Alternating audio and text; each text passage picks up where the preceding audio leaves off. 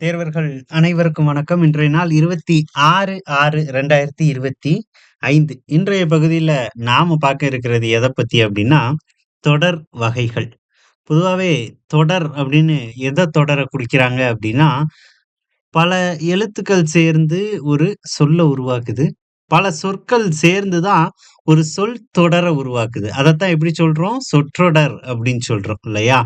அந்த சொற்றொடரினுடைய வகைகள் தான் என்னென்னலாம் இருக்கு அப்படின்னு ஒரே பகுதியா இப்ப நாம பார்க்க போறோம். அப்போ ஒரு சாதாரண ஒரு சொற்றொடர் குடுத்து, இது என்ன வகையான தொடர் அப்படின்னு கேட்டான் அப்படின்னா, நாம ஒரு 6, 7 விதமா அத நாம தாராளமா வகைப்படுத்தலாம். ஆப்ஷன் எதுவும் இல்லாம. சரிங்களா? அப்போ ஒரு 4 ஆப்ஷன் இருக்குன்னா, அதுக்கு 1க்கு அத நாம மிக நெருக்கமா பொருத்தலாம். அந்த வகையில என்னென்ன வகையான தொடர் எல்லாமே இலக்கணத்துல இருக்கு அப்படின்ற இந்த பகுதியில நாம பார்க்க போறோம். அது கடந்து இது சார்ந்த கேள்விகளும் எந்தெந்த மாதிரி இருக்கு அப்படின்றதையும் பார்த்து நாம தெளிவடைஞ்சுக்க போறோம். சரிங்களா? முதல்ல நமக்கு என்ன குடுத்திருக்கிறாங்க? தொகை நிலை தொடர். இதுல தொகை அப்படின்னா என்ன சொல்றாங்க? மறைந்து அப்படின்னு நமக்கு அர்த்தப்படுத்துறாங்க. தொகை அப்படின்னா மறைந்து, தொகா அப்படின்னா தொகாநிலை தொடர் அப்படின்னா மறையாம வெளிப்படையா வர்றது. சரியா? சொற்கள் பல தொடர்ந்து நின்று பொருள் தருவது சொற்றொடர் அல்லது தொடர் எனப்படும். எடுத்துக்காட்டுக்கு நீர் பருகினான், வெண்சங்கு ஊதினான். வெண்சங்கு அப்படின்றது பண்பை குறிக்கக்கூடிய ஒரு சொல்லா இருக்குது. வெண்மை அப்படின்னு நிறத்த குறிக்குது இல்லையா? சொற்கள் தொடராகும்போது இரு சொற்களுக்கிடையே ஏதேனும் ஒரு உருபு தொகை, அதாவது தொக்கினா என்ன அர்த்தம்? மறைந்து அப்படின்னு அர்த்தம். மறைந்து வரும். அப்படி மறைஞ்சு வர்றதத்தான் என்ன சொல்றாங்க? தொகைநிலை தொடர் அப்படின்னு சொல்றாங்க. சரியா? அப்போ திருக்குறள் படி அப்படின்னா, அந்த இடத்துல திருக்குறளை படி அப்படின்ற அந்த அப்படின்ற உருபு எனக்கு மறைஞ்சு வருது. இல்லையா? அதனால அத நானு தொகைநிலை அப்படின்னு அழைக்கிறேன். இது கீழ நெறைய வகைகள் இருக்கு. அது கீழ நெறைய எடுத்துக்காட்டுகள் நம்ம குடுத்திருக்கிறாங்க. என்னென்ன குடுத்திருக்கிறாங்கன்னு பார்க்கலாமா? தொகைநிலை அப்படின்னாலே 6 வகை. இந்த எண்ணிக்கை நமக்கு ரொம்ப முக்கியம். கேள்வியா கேட்டிருக்கிறாங்க. சரிங்களா? என்னென்னலாம் அப்படின்னா, வேற்றுமைத் தொகை, வினைத்தொகை, பண்புத்தொகை, உவமைத் தொகை, உம்மைத் தொகை, அன்மொழித் தொகை. அன்மொழித் தொகை அப்படின்றது என்ன? அல்லாத மொழித்தொகை. சரியா? நம்ம கீழ அத தெளிவுபட பார்த்துடலாம். ஒவ்வொரு தலைப்புக்கு கீழயும் ஏன் இந்த பெயர் பட்டுருச்சு அப்படின்ற அந்த பெயர் காரணத்தோட நமக்கு குடுத்திருக்கிறாங்க. பெயர்ச்சொல்லோடு வினைச்சொல்லும், பெயர்ச்சொல்லும் சேரும் தொடரின் இடையில் வேற்றுமை உருபுகளோ, வினை, பண்பு முதலியவற்றின் உருபுகளோ மறைந்து 2 அல்லது அதற்கு மேற்பட்ட சொற்கள் ஒரு சொல் போல் நிற்குமானால் அதனை தொகைநிலை தொடர் என்று கூறுவர். சரியா? அப்ப இடையில ஏதோ ஒண்ணு மறைஞ்சிருக்குது. அது ஒரு வினையா இருக்கலாம். இல்லன்னா வெறும் உருபா இருக்கலாம். இல்ல ஒரு பண்பா இருக்கலாம். சரிங்களா? என்னென்ன சொல்றாங்க அப்படின்னு பார்க்கலாம். எடுத்துக்காட்டுக்கு கரும்பு தின்றான் அப்படின்றத நம்ம விரிவா எப்படி எழுதலாம்? கரும்பினை தின்றான் அப்படின்றது தான். இத்தொடரில் உள்ள 2 சொற்களுக்கு நடுவில் ஐ என்னும் உருபு மறைந்து நின்று அப்பொருளை தருகிறது. இல்லையா? கரும்பினை தின்றான் அப்படின்றது. சரிங்களா? அந்த மறைஞ்சு வர்றதுனால அது என்ன பேர் பெற்றுச்சு? தொகைநிலை தொடர் அப்படின்னு சொல்றாங்க. அப்ப அந்த வகைகள்ல ஒண்ணொண்ணா பார்த்துரலாம். முதல்ல நமக்கு யார பத்தி சொல்றாங்க? வேற்றுமை தொகை. வேற்றுமை அப்படின்றது நாம படிச்சிருக்கிறோம். ஐ, ஆல், கு, இன், அது, கண் அப்படின்னு வகைய நாம சொல்லுவோம். ஆனா ஐ, ஆல், கு, ஆல் மட்டும் தான் சொல்லுவோம். ஆல், ஆன், ஒடு, ஓடு அப்படின்ற அந்த வகையினங்கள்லாம் ரொம்ப தெளிவோட நாம படிச்சு வைக்கிறதில்ல. படிச்சு வச்சாலும் சொல்மொழியில சொல்றதில்ல. சரிங்களா? அப்ப வேற்றுமைய பொறுத்த மட்டுக்கும் எடுத்துக்காட்டுகள் அப்படின்னு பார்த்தீங்கன்னா, ரொம்ப ரொம்ப ரொம்ப ரொம்ப கம்மியான எடுத்துக்காட்டுகள் தான். புத்தக அளவுல பார்க்குறப்ப. அப்போ அந்த புத்தகத்துல இருக்கக்கூடிய அந்த எடுத்துக்காட்டுகள மட்டும் தான் நமக்கு திரும்ப திரும்ப திரும்ப திரும்ப கேள்வியா கேட்குறாங்க. சரியா? அப்போ இந்த இடத்துல நாம நம்மள குழப்பிக்க கூடாது. எடுத்துக்காட்டுக்கு பாருங்க, பால் பருகினான். எப்படி எழுதலாம்? பாலினை பருகினான் அப்படின்றது தான். அப்ப ஐ என்னும் 2ஆம் வேற்றுமை உருபு மறைந்து நின்று பொருள் தருகிறது. அதனால இது எத்தனாவது வேற்றுமை தொகை? 2ஆம் வேற்றுமை தொகை அப்படின்னு நானு சொல்றேன். சரியா? அது கடந்து இன்னும் சில உருபுகள் மறைஞ்சு வருது. மற்ற வேற்றுமைக்கான எடுத்துக்காட்டுகளும் நமக்கு குடுத்திருக்கிறாங்க. மதுரை சென்றார். இத நாம எப்படி எழுதலாம்? மதுரைக்கு சென்றார் என விரிந்து நின்று பொருள் தருகிறது. கொடுக்கப்பட்ட இரு சொற்களுக்கு இடையில் இங்க கூ மறைஞ்சு வந்திருக்குது இல்லையா? ஐ, ஆள், கூ. கூவுமே என்னது? எனக்கு என்னது? வேற்றுமை உருபு தான். அப்ப இதுவுமே எனக்கு மறைந்து நின்று பொருள் உணர்த்துகிறது. இவ்வாறு ஒரு தொடரில் வேற்றுமை உருபுகள் ஐ, ஆள், கூ, இன், அது, கண் ஆகியவற்றுள் ஒன்று மறைந்து வந்து பொருள் உணர்த்துவது வேற்றுமை தொகை அப்படின்னு நாம புரிஞ்சுக்கிறோம். சரிங்களா? அப்ப தொகை அப்படின்னா மறைந்து வருதல். வேற்றுமை தொகை அப்படின்னா ஒரு சொற்றொடர்ல இருக்கக்கூடிய அந்த வேற்றுமை உருபானது மறைந்து வந்து அந்த பொருள நமக்கு உணர்த்தும் அப்படின்னா, அதுதான் வேற்றுமை தொகை. அல்லது எத்தனாவது வேற்றுமை தொகை அப்படின்றத நாம எழுதணும். திருக்குறளை படி படித்தாள் அப்படின்னா என்னது? 2ஆம் வேற்றுமை தொகை. எனக்கு என்ன இருக்கு? மறைஞ்சு வந்திருக்கு. சரியா? மதுரை சென்றான் அப்படின்னு படிச்சோம். மதுரைக்கு சென்றான். அப்போ இது 2, இது 3, இது 4. 4ஆம் வேற்றுமை தொகை அப்படின்றது தான். அப்போ மறைஞ்சு வந்தா எனக்கு தொகை. அந்த உருபானது எனக்கு வெளிப்படையா நின்னுச்சு அப்படின்னா, அது தொகாநிலை தொடர். இல்லையா? புலித்தோல் அப்படின்னு படிப்போம். புலியினது தோல் அப்படின்றது தான். ஸோ அப்ப சொற்கள் நமக்கு ரொம்ப கம்மி. கொடுத்திருக்கக்கூடிய எடுத்துக்காட்டுகள் ரொம்ப ரொம்ப கம்மி. அத கொஞ்சம் ஒப்பிட்டு நாம படிச்சு வச்சுக்கணும் அப்படின்றது தான். இந்த வேற்றுமை தொகைக்கான எடுத்துக்காட்டு. திருவாசகத்தை படித்தான். பாலை பருகினான்.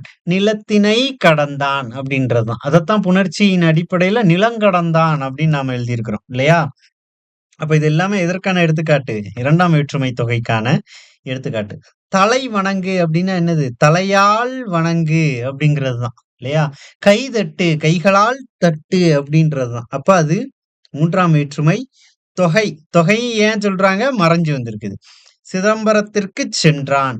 வேலனுக்கு மகன். சாந்தனுக்கு மைந்தன். அப்படின்றது மறைஞ்சு வருது. 4ஆம் வேற்றுமை தொகை. மலையின்வீழ் அருவி.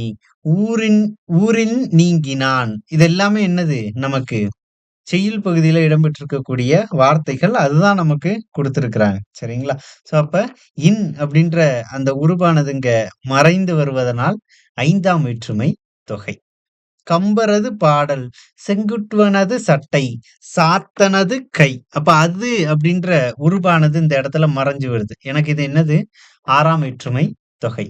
மலைக்கண் குகை, குகைக்கண் புலி, குன்றக்கண் கூகை அப்படின்றது தான் 7ஆம் வேற்றுமை தொகைக்கான எடுத்துக்காட்டு. ரொம்ப கம்மியான எடுத்துக்காட்டுகள் தான் நமக்கு இங்க குடுத்திருக்கிறாங்க. கேள்விகளும் இத சார்ந்து தான் நமக்கு சுத்தி சுத்தி வருது. ஒரு குறுகிய வட்டத்துக்குள்ள. சரிங்களா? அந்த அளவுல இந்த பகுதிய தெரிஞ்சு வச்சுக்கிட்டாலே போதுமானது. அடுத்து பாருங்க, உருபும் பயனும் உடன் தொக்க தொகை. அதாவது உருபுனா என்னது? ஒரு உருவம். அதற்குரிய பயன் உடன் தொக்க தொகை. சரியா? 2ம் நமக்கு ஒண்ணு போல வருது. சரிங்களா? ஒரு சில எடுத்துக்காட்டுகள் பார்க்கலாம். பணப்பை அப்படின்னு கேக்குறாங்க. அப்ப அந்த பை அப்படின்றது என்னது? பணத்த போட்டு வைக்க கூடியது. அப்போ ஒரு உருபு அதனுடைய பயன். இது பணத்தை கொண்ட பை என விரிந்து பொருள் தருகிறது. பணம், பை என்னும் இரு சொற்களுக்கு இடையில் ஐ எனும் வேற்றுமை உருவும், கொண்ட என்னும் சொல்லும் மறைந்து வருகின்றன. கொண்ட அப்படின்றது என்னது? அதனுடைய பயன். பணத்தினை கொண்ட பை அப்படின்றதுதான். இவ்வாறு ஒரு தொடரில் வேற்றுமை உருவும், அதன் பொருளை விளக்கும் சொல்லும் மறைந்து வருவது உருவும் பயனும் உடன் தொக்க தொகை. அப்ப உருவும் பயனும் உடன் தொக்க தொகைன்னா, வேற்றுமை உருவு எனக்கு மறைஞ்சு வந்திருக்கிறோம். அந்த சொல்லினுடைய பயன் அப்படின்றது எனக்கு மறைஞ்சு வந்திருக்கும். சரியா? எடுத்துக்காட்டுக்கு இன்னொரு எடுத்துக்காட்டு பாருங்க. தேர்ப்பாகன், தேரை ஓட்டும் பாகன் அப்படின்றது தான். சரிங்களா? ஸோ அப்ப இது 2ஆம் வேற்றுமை உருவும் பயனும் உடன் தொக்க தொகை. ஏன் 2ஆம் வேற்றுமை அப்படின்னு சொல்றாங்க? தேரினை அல்லது தேரை அப்படின்ற அந்த உருவு எனக்கு மறைஞ்சு வந்திருக்குது. அதனால தான் தொகை அப்படின்னு சொல்றோம். பாலை கொண்ட குடம் அப்படின்னு சொல்றாங்க. அப்ப பால் குடம் அப்படின்றது நமக்கு எப்படி ஆகுது? பாலினை கொண்ட குடம் அப்படிங்கிறது தான். 3ஆம் வேற்றுமை உருபு உடன் தொக்க தொகைக்கான எடுத்துக்காட்டா பாருங்க. பொற்சிலை. பொன்னால் ஆன சிலை அப்படின்னு நமக்கு சொல்றாங்க. சரிங்களா? அப்ப ஆள் அப்படின்ற அந்த உருபு எனக்கு மறைஞ்சு வந்திருக்குது. புணர்ச்சியின் அடிப்படையில ரகரமா மாறி இருக்குது. பொற்சிலை. 4ஆம் வேற்றுமை தொகை பாருங்க. மாட்டுக் கொட்டகை அப்படின்றதுக்கு மாட்டுக்கு கொட்டகை அப்படின்றது தான். இக்கு அப்படின்ற அந்த உருபு வந்திருக்கு. சரியா? கூலி வேலை அப்படின்னு சொல்லுவாங்க. கூலிக்கு வேலை அப்படின்றதுதான். உரை தயிர், உரைக்கு தயிர் அப்படின்றதுதான். சரியா? அப்போ இது மாரியான அடிப்படையான எடுத்துக்காட்டுகள் தான் நமக்கு புத்தகத்துல இருக்கும். ஸோ அது சார்ந்த இன்னும் சில எடுத்துக்காட்டுகளும் நமக்கு குடுத்திருக்கிறாங்க. நீர்க்குடம், நீரினை உடைய குடம் அப்படின்றதுதான். என்னது மாதிரி? அந்த பணப்பை மாதிரி. சரியா? மண்பானை, மண்ணால் ஆன பானை அப்படின்றத நமக்கு எப்படி குடுத்திருக்கிறாங்க? மட்பானை அப்படின்னு குடுத்திருக்கிறாங்க. அதனால தான் 3ஆம் வேற்றுமை உருபும், பயனும், உடன் தொக்க தொகை அப்படின்னு நாம அந்த இடத்துல அடையாளப்படுத்தி இருக்கிறோம். அடுத்து பாருங்க, தமிழ் தொண்டு. தமிழ் தொண்டு அப்படின்றது பார்த்தீங்க அப்படின்னா, அடிப்படையா பார்க்கிறோம்னா, ஒரு 10லிருந்து 15 வார்த்தைகள் தான் இதுல நாம அடையாளப்படுத்தவே முடியும். சரிங்களா? அதுல என்ன உருவு மறைஞ்சிருக்குது அப்படின்னு கண்டுபிடிச்சாலே போதுமானது. என்ன வகை அப்படின்றத நாம சொல்லிடலாம். இப்ப 4ஆம் வேற்றுமை தொகை. அதற்குரிய உருவு என்னது? ஐ 2ஆம் வேற்றுமை, ஆல் 3ஆம் வேற்றுமை, கு 4ஆம் வேற்றுமை. தமிழுக்கு தொண்டு அப்படின்றது தான். சரியா? அப்ப அந்த உருவு மறைஞ்சு வந்திருக்கிறதுனால தான் எனக்கு 4ஆம் வேற்றுமை உருவும் பயனும் உடன் தொக்க தொகை அப்படின்னு அடையாளப்படுத்திட்டாங்க. அடுத்து பாருங்க வினைத்தொகை. வினைத்தொகைனாலே அடிக்கடி கேட்கக்கூடிய ஒரு கேள்வி, எப்பவுமே ஞாபகம் இருக்க வேண்டிய ஒரு வரி. வினைத்தொகை பத்தி இந்த நன்னூலார் என்ன சொல்றாரு? "காலம் கறந்த பெயரெச்சம்" அப்படின்னு சொல்றாரு. அப்போ ஒரு எச்சம் அப்படின்னா முடிவு பெறாத ஒரு சொல். அது எப்ப பெயரெச்சம் ஆகுது? ஒரு எச்சச் சொல்லைத் தொடர்ந்து ஒரு பெயர்ச்சொல் வந்துச்சு அப்படின்னா, அது பெயரெச்சம் ஆயிரும். சரியா? படித்த மாணவன், படித்த அப்படின்ற வார்த்தை பெயரெச்சம். சரியா? இதே இது செய்து கொண்டிருந்தான் அப்படின்னா, செய்து அப்படின்ற வார்த்தை வினையெச்சம். ஏன்னா கொண்டு அப்படின்ற வார்த்தை அடுத்து வருது. சரியா? அப்போ பெயரெச்சம், காலம் கறந்த பெயரெச்சம் அப்படின்னு சொல்றாங்க. பெயரெச்சம் நமக்கு தெரியும். அதென்ன காலம் கறந்த அப்படின்னா, காலத்த காட்டாது அப்படின்றதுதான். இங்க பாருங்க, உன் களம் அப்படின்னு நமக்கு குடுக்குறாங்க. சரியா? இஃது ஒரு வகையில் பெயரெச்சமே. எப்படி? காலத்த காட்டல. உண்ட களம், உண்கின்ற களம், உண்ணும் களம் என முக்காலத்திற்கும் பொருந்தும்படி விரிந்து பொருள் தருகின்றது. காலம் காட்டும் இடைநிலையும், பெயரெச்ச விகுதியும் மறைந்து நிற்க, வினைப்பகுதியைத் தொடர்ந்து ஒரு பெயர் வந்து ஒரு சொல்லைப் போல் நடப்பது வினைத்தொகையாகும். இதுல இந்த வரியானது ரொம்ப ரொம்ப ரொம்ப ரொம்ப முக்கியம். சரியா? ஏன்னா இது மட்டும் குடுத்து கேள்வி வந்திருக்கு. பதில் வினைத்தொகைன்னு நாம அடையாளப்படுத்தணும். வாசிச்சு பாருங்க. காலம் காட்டும் இடைநிலை. அது என்ன இடைநிலை? கின்ற, உண்கின்ற அப்படின்னு வரல இல்லையா? அந்த இடைநிலை எனக்கு இந்த இடத்துல மறைஞ்சு வருது. உண்ட, உண்ணும் அதெல்லாம் வரல. இடைநிலையா எனக்கு வரல. அப்ப அந்த காலம் காட்டக்கூடிய இடைநிலை எனக்கு மறைஞ்சு வந்திருக்குது. பெயரெச்ச விகுதி மறைந்து நிற்க. பெயரெச்ச விகுதி அப்படின்னா, இந்த எச்சச் சொல் அதனுடைய விகுதி. உண்ட, உண்கின்ற, உண்ணும் இதுல அந்த விகுதியான இறுதி பகுதி எனக்கு மறைஞ்சு வந்திருக்குது. அப்ப அந்த 2ம் ரொம்ப முக்கியம். காலம் காட்டும் இடைநிலையும், பெயரெச்ச விகுதியும் மறைந்து நிற்க, வினைப்பகுதியைத் தொடர்ந்து உன் அப்படின்றது வினைப்பகுதி. ஆக்ஷன் வேர்ட் இல்லையா? அப்ப வினைப்பகுதியைத் தொடர்ந்து ஒரு பெயர். பெயர் அப்படின்றது என்னது? களம் அப்படின்றது தான். ஒரு பெயர் வந்து ஒரு சொல்லைப் போல் நடப்பது வினைத்தொகை. அப்ப இது என்ன பண்ணும்? முக்காலத்திற்கும் பொருந்தும். காலம் காட்டாததுனால. இன்னும் சில எடுத்துக்காட்டு பாருங்க. வீசு தென்றல் அப்படின்னு குடுத்திருக்கிறாங்க. வீசிய தென்றல்ன்னும் அடையாளப்படுத்தலாம். வீசுகின்ற தென்றல்ன்னும் அடையாளப்படுத்தலாம். அல்லது வீசும் தென்றல் அப்படின்னும் அடையாளப்படுத்தலாம். கொள்களிறு அப்படின்றதும் அந்த மாதிரி தான். இது கடந்து ஊறுகாய். அடிக்கடி பார்க்கக்கூடிய ஒரு எடுத்துக்காட்டு. தேர்வுலயும் நாம இத அடையாளப்படுத்தலாம். ஊறுகாய் அப்படின்றது நமக்கு இந்த இடத்துல காலம் காட்டல. ஆனா, முக்காலத்திற்கும் பொருந்தி வருது. அதே நேரத்துல குடி தண்ணீர். குடித்த தண்ணீர், குடிக்கின்ற தண்ணீர், குடிக்கும் தண்ணீர். 3 காலத்துக்கு நம்ம தாராளமா பொருத்தலாம். இல்லையா? அப்ப இது எல்லாமே வினைத்தொகைக்கான எடுத்துக்காட்டு. புத்தக அளவுல இதெல்லாம் நமக்கு திரும்ப திரும்ப கேட்கக்கூடிய கேள்விகள். ஒரு செய்யுள் பகுதியில நீங்க செய்யுள் குறிப்பு படிக்கும் பொழுது, அதுல பின்னால குடுத்திருக்கக்கூடிய இந்த மாதிரியான வார்த்தைகள்ல கொஞ்சம் கவனம் செலுத்திக்கணும். சரிங்களா? வீசு, கொள் வினைப்பகுதிகள் தென்றல், களிறு எனும் பெயர்ச்சொற்களோடு சேர்ந்து காலத்தை வெளிப்படுத்தாத பெயரெச்சங்களாயின. முக்காலம் காட்டும் இடைநிலைகள் பெயரெச்சங்களில் தொக்கி இருக்கின்றன. என்ன சொல்றாங்க? மறைந்து இருக்குது. அதாவது காலம் காட்டும் இடைநிலையும் பெயரச்ச விகுதியும் மறைந்து நிற்க ஒரு வினைச்சொல்லை தொடர்ந்து ஒரு பெயர்ச்சொல் வந்து ஒரு சொல் போலவே அமையும். அதுதான் வினைத்தொகை. சரியா? அப்ப போட்டு எந்த டெஃபனிஷனையும் நீங்க மனப்பாடம் பண்ணிட்டு இருக்கக்கூடாது. ஒப்பிட்டு படிச்சு பார்த்துறணும். சரிங்களா? வினைப்பகுதியை அடுத்து பெயர்ச்சொல்லும் அமைந்த சொற்றொடர்களினிடையே வினைத்தொகை அமையும். ஆடு, கொடி முக்காலத்துக்கும் பொருந்தலாமா? ஆடுகின்ற, ஆடிய, ஆடும். வளர்தமிழ் வளர்ந்த, வளர்கின்ற, வளரும். முக்காலத்துக்கும் பொருத்தலாம் இல்லையா? அப்போ காலம் இந்த இடத்துல காட்டல. காலம் காட்டும் இடைநிலையும் பெயரச்ச விகுதியும் மறைந்து வந்து ஒரு வினையை தொடர்ந்து, வினைன்னு எதை குறிக்கிறாங்க? ஆடு அப்படின்ற அந்த வினையை குறிக்கிறாங்க. ஒரு வினையை தொடர்ந்து ஒரு பெயர்ச்சொல் வந்து கொடி அப்படின்ற பெயர்ச்சொல் வந்துச்சு. 2ம் வந்து ஒரே சொல் போல அமைவதுதான் என்னது? வினைத்தொகை. காலம் கறந்த பெயரெச்சம் அப்படின்னு கேட்டாலும் என்னதான் சொல்லணும்? வினைத்தொகை அப்படின்னு சொல்லணும். இல்லையா? அப்ப இந்த வினைத்தொகை வார்த்தைகள் அதற்குரிய எடுத்துக்காட்டுகள் படிக்கும்போது மட்டும் ரொம்ப என்ன சொல்றது? கொஞ்சம் இன்ட்ரஸ்டிங்கா இருக்கும் அப்டின்னே சொல்லலாம். சரியா? என்னென்ன எடுத்துக்காட்டுலாம் குடுத்திருக்கிறாங்க பாருங்க. இறந்த கால வினைத்தொகை, நேற்று கொள்களிரு, முன் விடுகணை அப்டின்றது. நிகழ்காலத்துக்கு இன்று கொள்களிரு, இப்பொழுது விடுகணை. எதிர்காலத்துக்கு நாளை கொள்களிரு, பின் விடுகணை. ஒரு சிறிய எடுத்துக்காட்டுகள் தான். ஆனா இதுல காலத்த வெளிப்படுத்தி நமக்கு காமிச்சிருந்தாலும், காலம் மறைந்து வருவதத்தான் வினைத்தொகை அப்டின்னு நாம அடையாளப்படுத்துறோம். இல்லையா? அப்ப முன்னால இடம்பெற்றிருக்கக்கூடிய இந்த சொல்லின் அடிப்படையில அது இறந்த காலமா, நிகழ்காலமா, எதிர்காலமா அப்படின்றத அடையாளப்படுத்திட்டாங்க. இவை விரையும் இடத்து கொன்ற, கொள்கின்ற, கொல்லும் எனவும், விட்ட, விடுகின்ற, விடும் எனவும் விரியும்.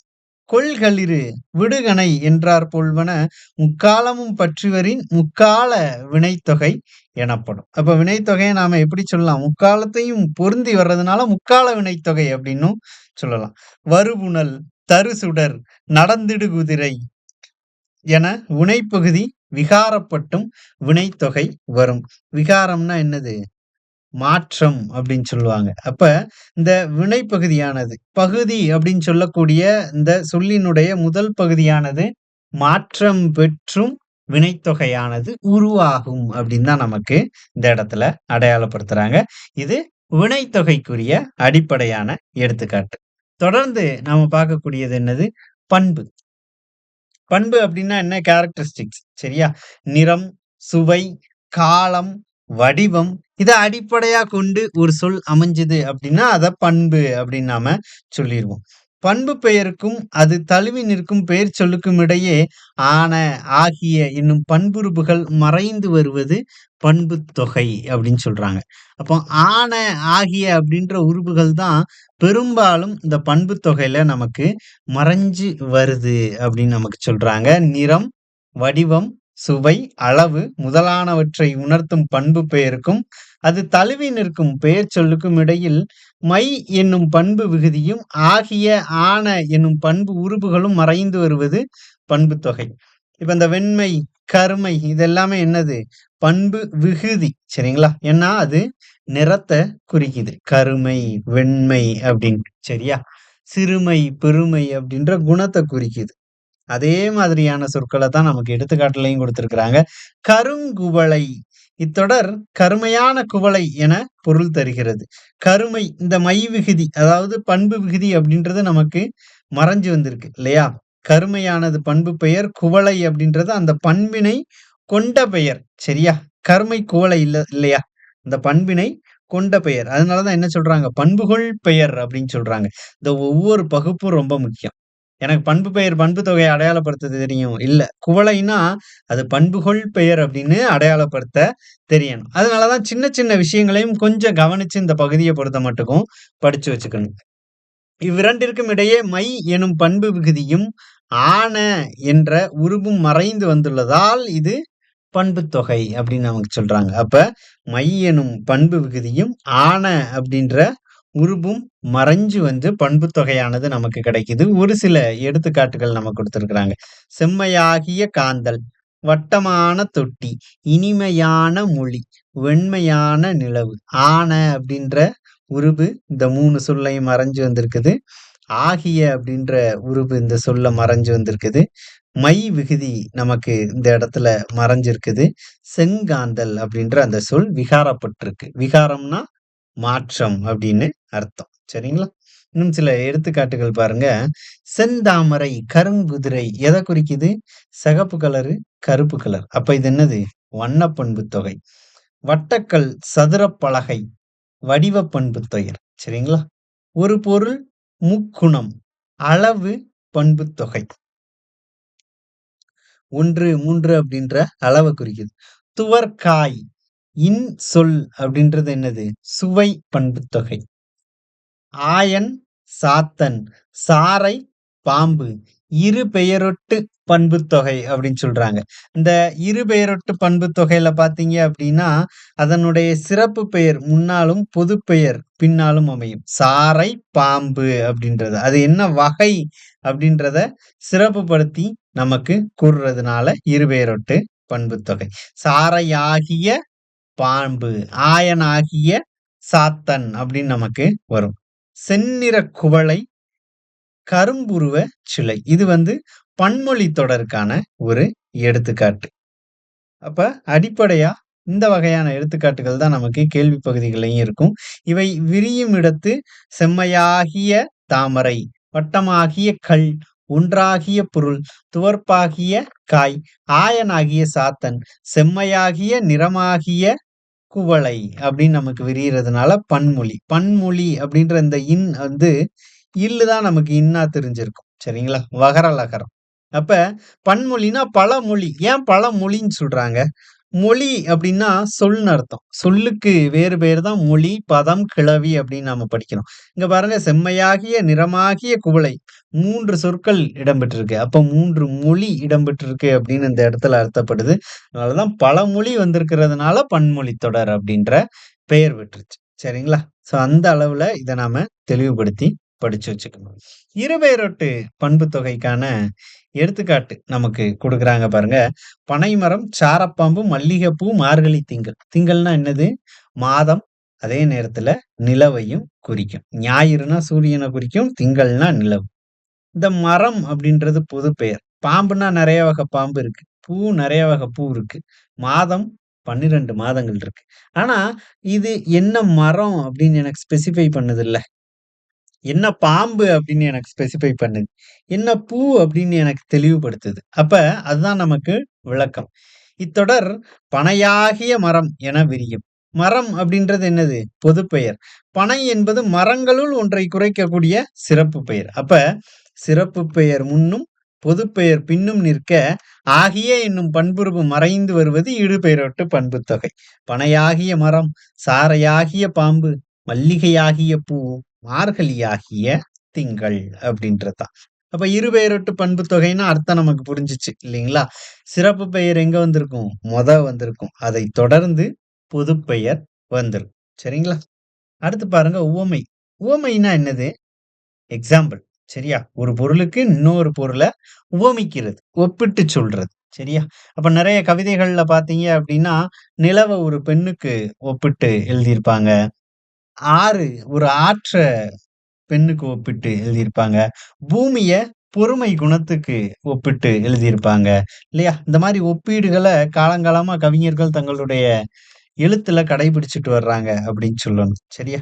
அப்ப அதற்குரிய தொகை அப்படின்னா என்னது? உவமை அப்படின்ற அந்த தொகையானது மறைஞ்சு வந்திருக்குது. எடுத்துக்காட்டு பார்க்கலாம். உவமைக்கும், அந்த உவமிக்கக்கூடிய பொருளுக்கும், அந்த பொருள எப்படி விவரிக்கிறாங்க? உவமேயம் அப்படின்னு சொல்றாங்க. இடையில் உவம உருபு மறைந்து வருவது உவமைத் தொகை. சரியா? இப்ப மலர் கை அப்படின்னா என்ன அர்த்தம்? மலர் போன்ற கை அப்படின்னு அர்த்தம். இப்ப போன்ற அப்படின்ற உருபு மறைஞ்சு வந்துருச்சு. இதுல மலர் அப்படின்றது உவமை. இந்த மலரினுடைய தன்மைய எது மேல ஏத்தி கூறுறோம்? கை மேல. அப்ப அது உவமேயம். சரியா? அப்ப மலர் உவமை, கை உவமேயம் அப்படின்றதுதான். மதிமுகம் அப்படின்னு சொல்லுவாங்க. மதினா நிலவு. நிலவு போன்ற முகம் அப்படின்னு சொல்றாங்க. அப்ப மதி அப்படின்றது உவமை, முகம் அப்படின்றது என்னது? உவமேயம் அப்படின்னு நாம சொல்றோம். சரிங்களா? அப்ப இந்த உவமைக்கும் உவமேயத்துக்கும் இடையில் போல, போன்ற, நிகர, அன்ன முதலிய உவம உருபுகளுள் ஒன்று மறைந்து வருவது என்ன சொல்றாங்க? உவமை தொகை அப்படின்னு நமக்கு சொல்றாங்க. எடுத்துக்காட்டுக்கு பாருங்க, புலிக்கொற்றன் குருவி கூப்பிட்டான் வினை உவமை தொகை. மலைக்கை கற்பக வள்ளல் இது என்னது? பயன் உவமை தொகை. மலை போன்ற எல்லாத்துக்கும் உதவக்கூடிய கைகளை கொண்டவன் அப்படின்னு சொல்லுவோம். கற்பகம் போன்ற வள்ளல். கற்பகம்னா என்ன? ஒரு விருட்சம், ஒரு மரம் அப்படின்னு அடையாளப்படுத்தலாம். ஒரு மரம் எப்படி தனக்கு கீழ வர்றவங்க எல்லாத்துக்குமே நிழல் தருமோ, அதன் மாதிரியான ஒரு வள்ளல். சரியா? அதனால அந்த வள்ளலுக்கு அந்த மரத்த, விருட்சத்த நமக்கு இந்த இடத்துல உவமையா கூறியிருக்கிறாங்க. துடி இடை குறும்பை முளை அப்படின்றது தான். இது மெய்னா என்னது? உண்மை அப்படின்னு ஒரு அர்த்தம் இருக்கும். இந்த இடத்துல உடல அடையாளப்படுத்துறாங்க. சரியா? துடினா ரொம்ப ஒரு மெல்லிய உடுக்கு போன்ற ஒரு மியூசிக்கல் இன்ஸ்ட்ருமெண்ட் சொல்லுவாங்கல்ல. அந்த மாதிரியான துடி, பறை அதெல்லாம் நாம படிப்போம்ல. அப்ப அந்த அளவுக்கு மெல்லிய இடை அப்படின்னு இந்த இடத்துல அடையாளப்படுத்துறாங்க. அதான் என்னது? துடி போன்ற இடை அப்படின்றது தான் மெய் உவமை தொகை அப்படின்னு நம்ம சொல்றோம்.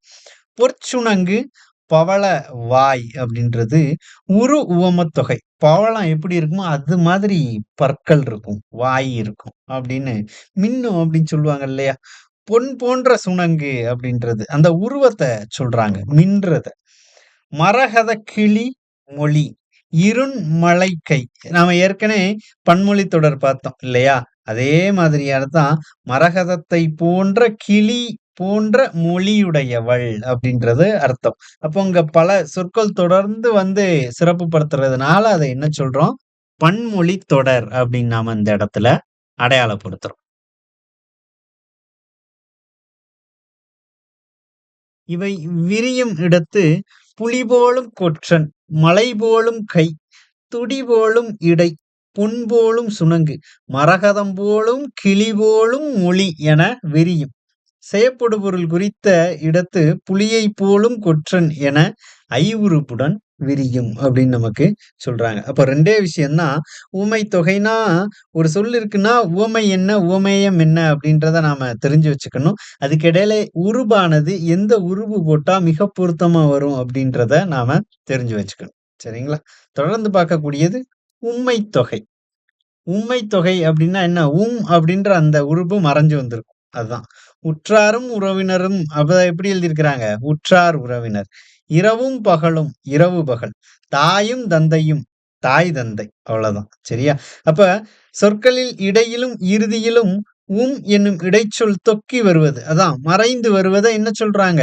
உம்மை தொகை அப்படின்னு நமக்கு சொல்றாங்க. 4 அளவு பெயர்களை தொடர்ந்து வரும். என்னென்ன அளவுலாம் சொல்றாங்க? எண்ணல், எடுத்தல், முகத்தல், நீட்டல். சரிங்களா? எண்ணல் அப்படின்னா எண்ணி எடுத்துறலாம். எடுக்கிறது அப்படின்றதும் கவுண்டிங் தான். முகத்தல் அப்படின்றத நாம வழக்கு மொழியில பயன்படுத்துவோம். லிக்யூடுக்கு எல்லாமே முகத்தல்.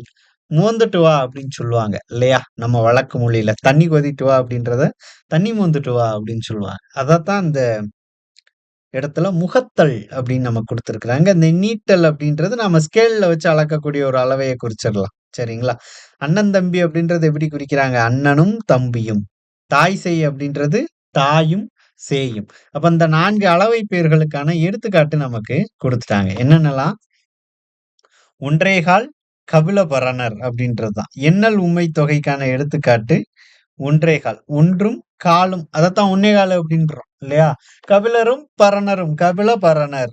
எடுத்தலுக்கு களஞ்சே கால். களஞ்சு அப்படின்னா என்னது? நாணயத்தை குறிக்கக்கூடிய சொல் அந்த காலத்துல. சரியா?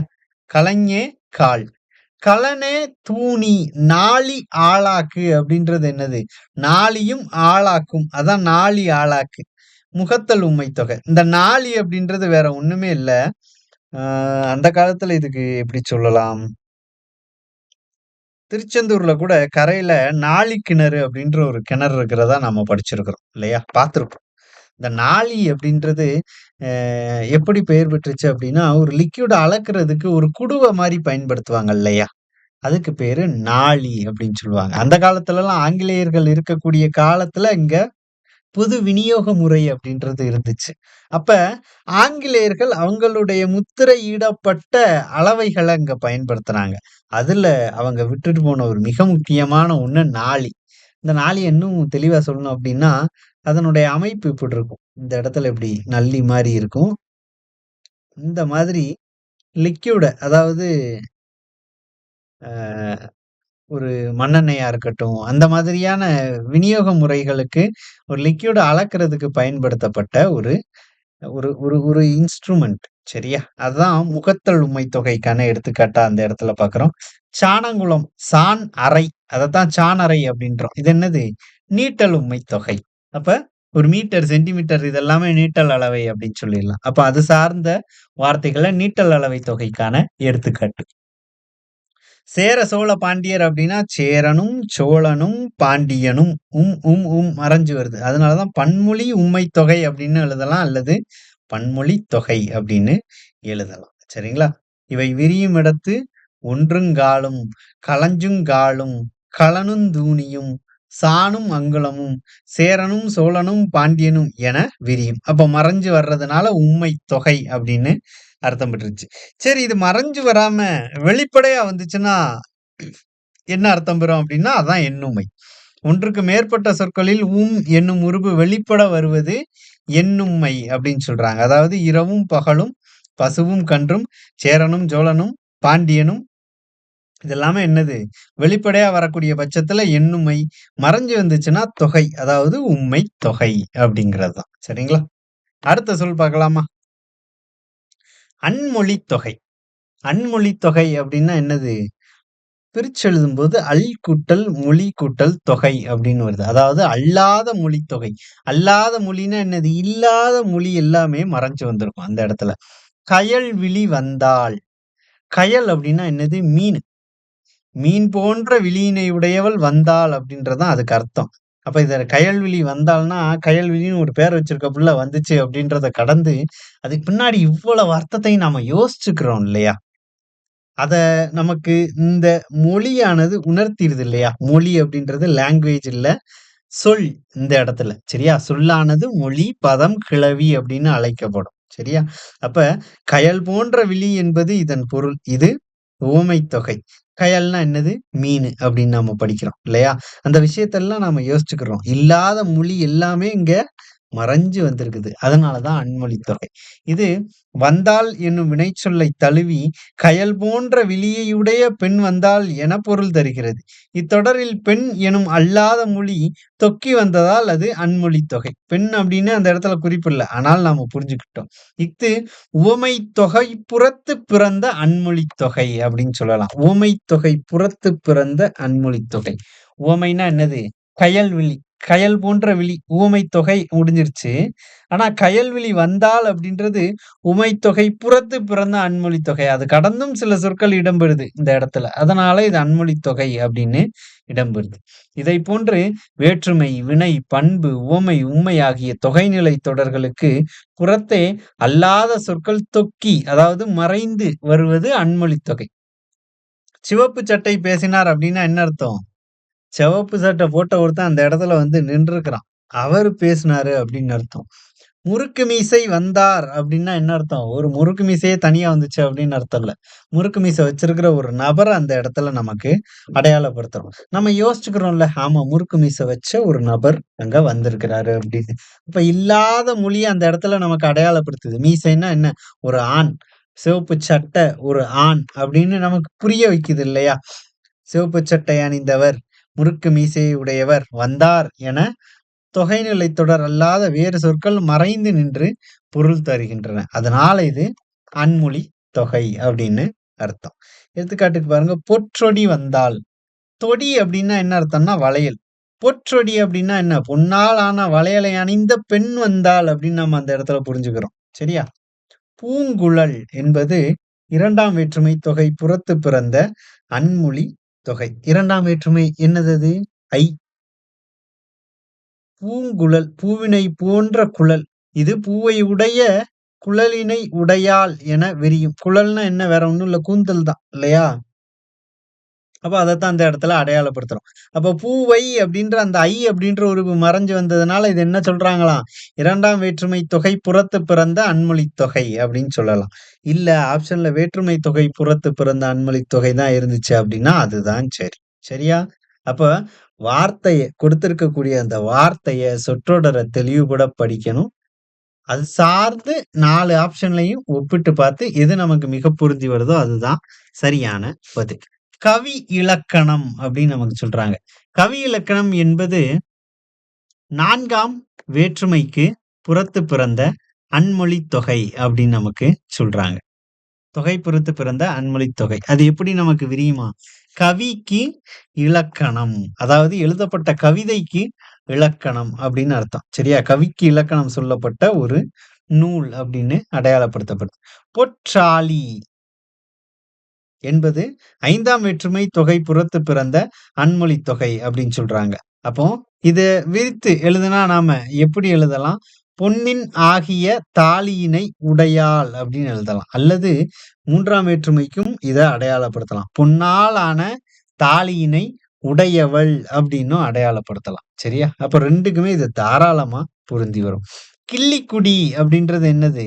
6ஆம் வேற்றுமை தொகை புறத்து பிறந்த அன்மொழித் தொகை. இது கிள்ளியினது குடியிருக்கும் ஊர் அப்படின்னு விரியுது. அப்ப கிள்ளி அப்படின்றது ஒரு கேரக்டர்.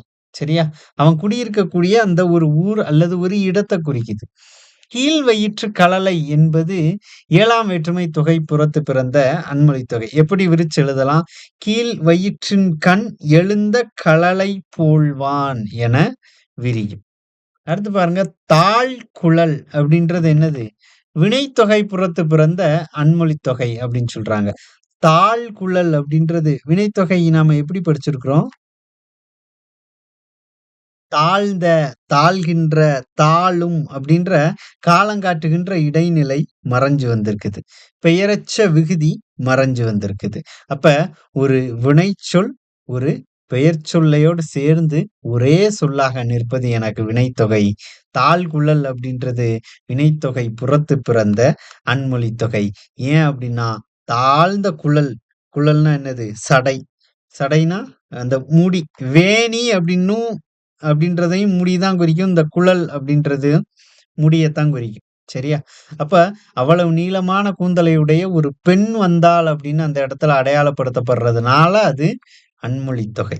கருங்குழல் அப்படின்றது என்னது? பண்புத்தொகை புறத்து பிறந்த அன்மொழித் தொகை. துடி இடை அப்படின்றது என்னது? உவமத்தொகை. துடி போன்ற இடையினை உடையவள். சரியா? புறத்து பிறந்த அன்மொழித் தொகை. தகர ஞாழல் அப்படின்றது என்னது? தகரமும் ஞாழலும் ஞாலமும் அதான் உம்மைத்தொகை புறத்து பிறந்த அன்மொழி தொகை அப்படின்றது. தகர ஞாழன் அப்படின்றது தகர ஞாழன் முலை அப்படின்றது பன்மொழித் தொடர். தகரமும் ஞாலமும் கூடி உண்டாகிய சாந்தையணிந்த முலையினையுடையாள் என விரியும் அப்படின்னு நமக்கு சொல்றாங்க. அப்ப ஒரு வார்த்தை இருக்கு. அத நானு எந்த விதமான தொகை சொற்களும் இல்லாம விரித்து எழுதும் பொழுது, அந்த வார்த்தைக்கான இலக்கண குறிப்பு புறத்து பிறந்த அன்மொழித் தொகை அப்படின்ற அந்த வகையானது எனக்கு கிடைக்குது. அப்போ ஒவ்வொரு சொற்களும் நமக்கு நேரான அர்த்தத்தையுடைய தெளிவான எடுத்துக்காட்டுகள் தான் நமக்கு இந்த இடத்துல குடுத்திருக்கிறாங்க. கொஞ்சம் நிதானமா என்ன சொல்ல வர்றாங்க அப்படின்றத படிச்சு, முதல் வார்த்தை கருங்குழல் அப்படின்னு இருக்குன்னா, அது என்ன தொகை அப்படின்றத கண்டுபிடிச்சு, அது ஒரு பெண்ண அந்த இடத்துல அடையாளப்படுத்துதா? ஆண ஒரு இடத்துல அடையாளப்படுத்துதா? இல்ல ஒரு அஃறிணைய அந்த இடத்துல அடையாளப்படுத்துதா? அப்படின்றத தெளிவுபட புரிஞ்சு, அது அன்மொழித் தொகை அப்படின்னு அடையாளப்படுத்தணும். சரியா? அப்ப அது கடந்து அது வினைத்தொகை புறத்து பிறந்ததா? அல்லது வேற்றுமை தொகையா? பண்புத் தொகையா? அப்படின்றத நாம குடுத்திருக்கக்கூடிய அந்த சொல் தான் முடிவு பண்ணும். அதனால இந்த மாதிரியான சொற்கள நமக்கு நாமே நெறைய அறிமுகப்படுத்திக்கணும் அப்படின்றத அந்த பகுதியில முதன்மையா நாம தெரிஞ்சுக்க வேண்டியது. சரிங்களா? அப்ப எடுத்துக்காட்டுகள் நாம ஏற்கனவே சொன்ன மாரி ரொம்ப, ரொம்ப, ரொம்ப, ரொம்ப குறைவு. நாம படிக்கக்கூடிய பகுதி அப்படின்றது ரொம்ப, ரொம்ப குறைவு. பயிற்சி தான் அதிகம் வேணும். தொகை, தொக்கி அப்படின்னா என்னது?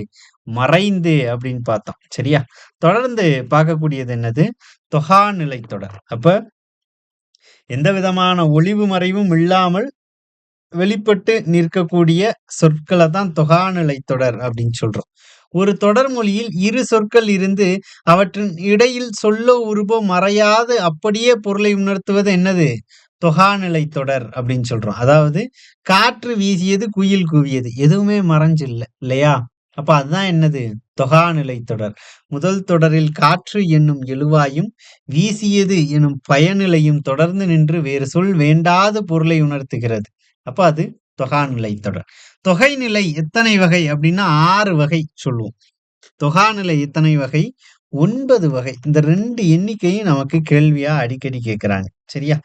என்ன சொல்றாங்க? எழுவாய்த் தொடர், விழித்தொடர், வினைமுற்றுத் தொடர், பெயரெச்சத் தொடர், வினையெச்சத் தொடர், வேற்றுமைத் தொகாநிலை தொடர், இடைச்சொல் தொடர், உரிச்சொல் தொடர், அடுக்குத் தொடர். இதுல முதல்ல நாம பார்க்கக்கூடியது எழுவாய். எழுவாய்ன்னா என்னது? ஒரு பெயரை குறிக்கும் இல்லையா? சப்ஜெக்ட் அப்படின்னு சொல்லலாம். இப்ப கபிலன் வந்தான். எழுவாயைத் தொடர்ந்து ஒரு பயனிலை வந்து பொருள் தருகிறது. அதனால இது என்னது? எழுவாய்த் தொடர். அப்ப எழுவாயும் பயனிலையோட இது முடிஞ்சிட போறதில்ல. என்ன சொல்றாங்க? எழுவாயுடன் பெயர், வினை, வினா ஆகிய பயனிலைகள் தொடர்வது எழுவாய்த் தொடர். என்ன சொல்றாங்க? இனியன் கவிஞர், காவிரி பாய்ந்தது. இனியன் கவிஞர் அப்படின்றது அந்த பயனிலை என்னவா வந்திருக்கு? பெயரா வந்திருக்கு. காவிரி பாய்ந்தது, பாய்ந்தது அப்படின்றது வினையா வந்திருக்கு. பேருந்து வருமா, வருமா அப்படின்றது வினாவா வந்திருக்கு. அப்ப ஒரு எழுவாயுடன் பெயரோ, வினையோ, வினாவோ ஆகிய பயனிலைகளை தொடர்வது கொண்டு முடிவது எழுவாய்த் தொடர். மேற்கண்ட 3 தொடர்களிலும் பெயர், வினை, வினா ஆகியவற்றுக்கான பயனிலைகள் வந்து எழுவாய்த் தொடர்களானது அமைந்துள்ளன அப்படின்னு சொல்றாங்க. மல்லிகை மலர்ந்தது, சாத்தன் வந்தான். மல்லிகை எனும் எழுவாயைத் தொடர்ந்து மலர்ந்தது அப்படின்றது பயனிலையா முடிஞ்சிருக்கு. அது என்னது? வினைதான் இல்லையா? அப்ப அது எனக்கு என்னது? வினை பயனிலை அப்படின்னு சொல்லலாம். இடையில் எச்சொல்லும் மறையாமல் வந்துள்ளதால் இஃது எழுவாய் தொடர் அப்படின்னு நமக்கு அடையாளப்படுத்துறாங்க. தொடர்ந்து பார்க்கக்கூடியது என்னது? விழித்தொடர். விழி அப்படின்னா என்னது? அழைத்தல் அப்படின்னு அர்த்தம். நாம ஏற்கனவே படிச்சிருக்கோம். அழைத்தல், கூப்பிடுறது. மன்னா, நண்பா எல்லாமே என்னது நமக்கு? விழி அப்படின்றதான். விழியுடன் வினை தொடர்வது விழித்தொடர். நண்பா எழுது அப்படின்னா, நண்பா அப்படின்றது ஒரு விழிச்சொல். அதைத் தொடர்ந்து எழுது அப்படின்ற ஒரு வினை எனக்கு வருது இல்லையா? அதனால அது விழித்தொடர். நண்பா படி, தாத்தா வா இதெல்லாமே என்னது? விழி. இதில் நண்பா என்னும் விழிப்பெயர் படி என்னும் பயனிலையை கொண்டு முடிந்து இடையில் எச்சொல்லும் மறையாம வந்துள்ளதால் அதற்கு பேர் என்னது? விழி தொடர். தொடர்ந்து பார்க்கக்கூடியது என்னது? வினைமுற்றுத் தொடர். இந்த வினைமுற்று அப்படின்னா என்ன அர்த்தம்? ஒரு வினை முற்று பெற்று விட்டது. சரியா? அப்போ முடிஞ்சிருச்சா? அது இனிமே நடக்கவே நடக்காதா? அப்படின்னா நிச்சயமா இதற்குரிய விளக்கத்துல ஒரு தெளிவு நமக்கு தேவை. அத நாம பார்த்துடலாம். வினைமுற்றுடன் ஒரு பெயர் தொடர்வது வினைமுற்றுத் தொடர். என்னது? சென்றனர் வீரர், படித்தனர் மாணவர்கள். சரியா? இந்த மாதிரியான தொடர்கள்லாம் வினைமுற்றுத் தொடர். சென்றனர் எனும் வினைமுற்று வீரன் என்னும் பெயரைக் கொண்டு முடிந்து இடையில் எச்சொல்லும் மறையாமல் வந்துள்ளதால் அது வினைமுற்றுத் தொடர். பாடினாள் கண்ணகி. பாடினாள் என்னும் வினைமுற்று முதலில் நின்று ஒரு பெயரைக் கொண்டு முடிந்துள்ளது. உண்டான் சாத்தன், குளையன் கொற்றன். இதெல்லாமே என்னது? வினைமுற்றுத் தொடருக்கான எடுத்துக்காட்டு. வினைமுற்று சார்ந்து நம்மள குழப்பக்கூடிய ஒரு கேள்வி நமக்கு திரும்ப திரும்ப வரும். பின்னாடி அதற்குரிய எடுத்துக்காட்டும் நமக்கு இருக்கு. நாம பார்த்துடலாம். தொடர்ந்து பார்க்கக்கூடியது பெயரெச்சத் தொடர். எச்சம்னா என்னது? முடிவு பெறாத ஒரு சொல். முற்றுப்பெறாத ஒரு வினை பெயர் சொல்லை கொண்டு முடிவது பெயரெச்சத் தொடர். வரைந்த ஓவியம், படித்த மாணவன், கேட்ட பாடல். முற்றுப்பெறாத வினை கேட்ட பெயர் சொல்லை கொண்டு முடிது பாடல் அப்படின்ற ஒரு சொல். அப்ப கேட்ட பாடல் அப்படின்றது முற்றுப்பெறாத வினையோடு பெயர் சொல்லை கொண்டு முடியுது. அதனால பெயரெச்சத் தொடர். வரைந்த என்னும் எச்சவினை ஓவியம் என்னும் பெயர் சொல் கொண்டு முடிந்து இடையில் எச்சொல்லும் மறையாம வந்திருக்கிறதுனால என்னது? இது பெயரெச்சத் தொடர். கேட்ட பாடல், படித்த பாடம் இதெல்லாமே பெயரெச்சத் தொடர். கேட்ட என்னும் எச்சவினை பாடல் என்னும் பெயரை கொண்டு முடிந்துள்ளது. உண்ட சாத்தன், கரிய சாத்தன் இதெல்லாமே எடுத்துக்காட்டா வச்சுக்கலாம். இது பெயர் சொல்லை கொண்டு முடியும். இதுவே வினை சொல்லை கொண்டு முடிந்தா வினையெச்சத் தொடர். தேடி பார்த்தான் ஒரு எச்சச் சொல் வினை சொல்ல கொண்டு முடியுது. தேடி என்னும் வினையெச்சச் சொல் பார்த்தான் என்னும் வினைமுற்றுச் சொல்லை கொண்டு முடிந்து இடையில் எச்சொல்லும் மறையாம வந்துள்ளதனால் அது வினையெச்சத் தொடர். பாடி மகிழ்ந்தனர். பாடி எனும் எச்சவினை மகிழ்ந்தனர் என்னும் வினையை கொண்டு முடிந்துள்ளது இல்லையா? உண்டு வந்தான், உழுதன்றி யுண்ணான். இதெல்லாமே என்னது? ஒரு எச்சச் சொல் அதை தொடர்ந்து ஒரு வினை சொல்லோடு முடியுது. அதனால வினையெச்சத் தொடர் அப்படின்னு நமக்கு அடையாளப்படுத்தியிருக்கிறாங்க. ஒன்றிற்கு மேற்பட்ட எச்சங்கள் சேர்ந்து பெயரைக் கொண்டு முடிவது கூட்டுநிலை பெயரெச்சங்கள். இக்காலத்தில் பெருமளவில் பயன்படுத்துகிறோம். எடுத்துக்காட்டுக்கு, கேட்க வேண்டிய பாடல், பார்க்க வேண்டிய படம். ஒரு படம் எடுத்து எப்படி இருந்துச்சுன்னு கேட்டா என்ன சொல்லுவோம்? எல்லாரும் பார்க்க வேண்டிய படம் அப்படின்னு சொல்லுவோம். பார்க்க வேண்டிய படம். 2 எச்சச் சொல்லு. அதைத் தொடர்ந்து ஒரு பெயர்ச்சொல் இடம்பெற்றிருக்கு இல்லையா? வேண்டிய, கூடிய, தக்க, வல்ல முதலான பெயரெச்சங்களை செய என்னும் வாய்ப்பாட்டு வினையெச்சத்துடன் சேர்ப்பதன் மூலம் கூட்டுநிலை பெயரெச்சங்கள் உருவாகின்றன. கூட்டுநிலை பெயரெச்சம்னு ஏன் குடுத்தான்? கடைசி பெயர்ச்சொல் இருக்கு. கேட்க வேண்டிய பாடல், சொல்லத்தக்க செய்தி, படிக்க வேண்டிய பாடம், பார்க்க வேண்டிய படம். நெறைய நாம எழுதிக்கிட்டே போலாம். சரியா? தொடர்ந்து பார்க்கக்கூடியது என்னது? வேற்றுமை தொகாநிலை. வேற்றுமை தொகைநிலை அப்படின்னா என்ன எடுத்துக்காட்டு படிப்போம்? திருக்குறள் படி அப்படின்னா, திருக்குறளை படி அப்படின்னு அடையாளப்படுத்துவோம். இல்லையா? இந்த இடத்துல என்ன சொல்லியிருக்கிறாங்க? வேற்றுமை தொகாநிலை. மறையாம வந்திருக்கணும். என்னென்ன சொல்றாங்க? வேற்றுமை உருபுகள் வெளிப்பட அமையும் தொடர்கள், வேற்றுமை தொகாநிலை தொடர்கள். வீட்டை கட்டினான். அப்படின்ற உருபு எனக்கு என்ன வந்துருச்சு? வெளிப்படையா வந்துருச்சு. இல்லையா? வெளிப்பட்டு வந்து பொருள் தருவதால் வேற்றுமை தொகாநிலை தொடர் ஆயிற்று அப்படின்னு சொல்றாங்க. சில எடுத்துக்காட்டு பாருங்க. கவிதையை எழுதினார். கட்டுரையை படித்தாள். குடத்தை வனைந்தான். வாளால் வெட்டினான். இரப்போர்க்கு ஈந்தான். மலையினில் வீழ்ந்தான். சாத்தன் அது கை. மலையின் கண். இல்ல எல்லா இடத்துலயுமே நமக்கு பாருங்க அந்த தொகை ஆனது வெளிப்பட்டு வந்திருக்கு. அதனாலதான் தொகாநிலை தொடர் அப்படின்னு அடையாளப்படுத்தி இருக்கிறோம். என்னும் வேற்றுமை உருபு வெளிப்படையாக வந்து பொருளை உணர்த்துகிறது. அன்பால் கட்டினார். அப்படின்றது என்னது? 3ஆம் வேற்றுமை தொடருக்கான ஒரு எடுத்துக்காட்டு. அதனால அதையும் நமக்கு இந்த இடத்துல அடையாளப்படுத்துறாங்க.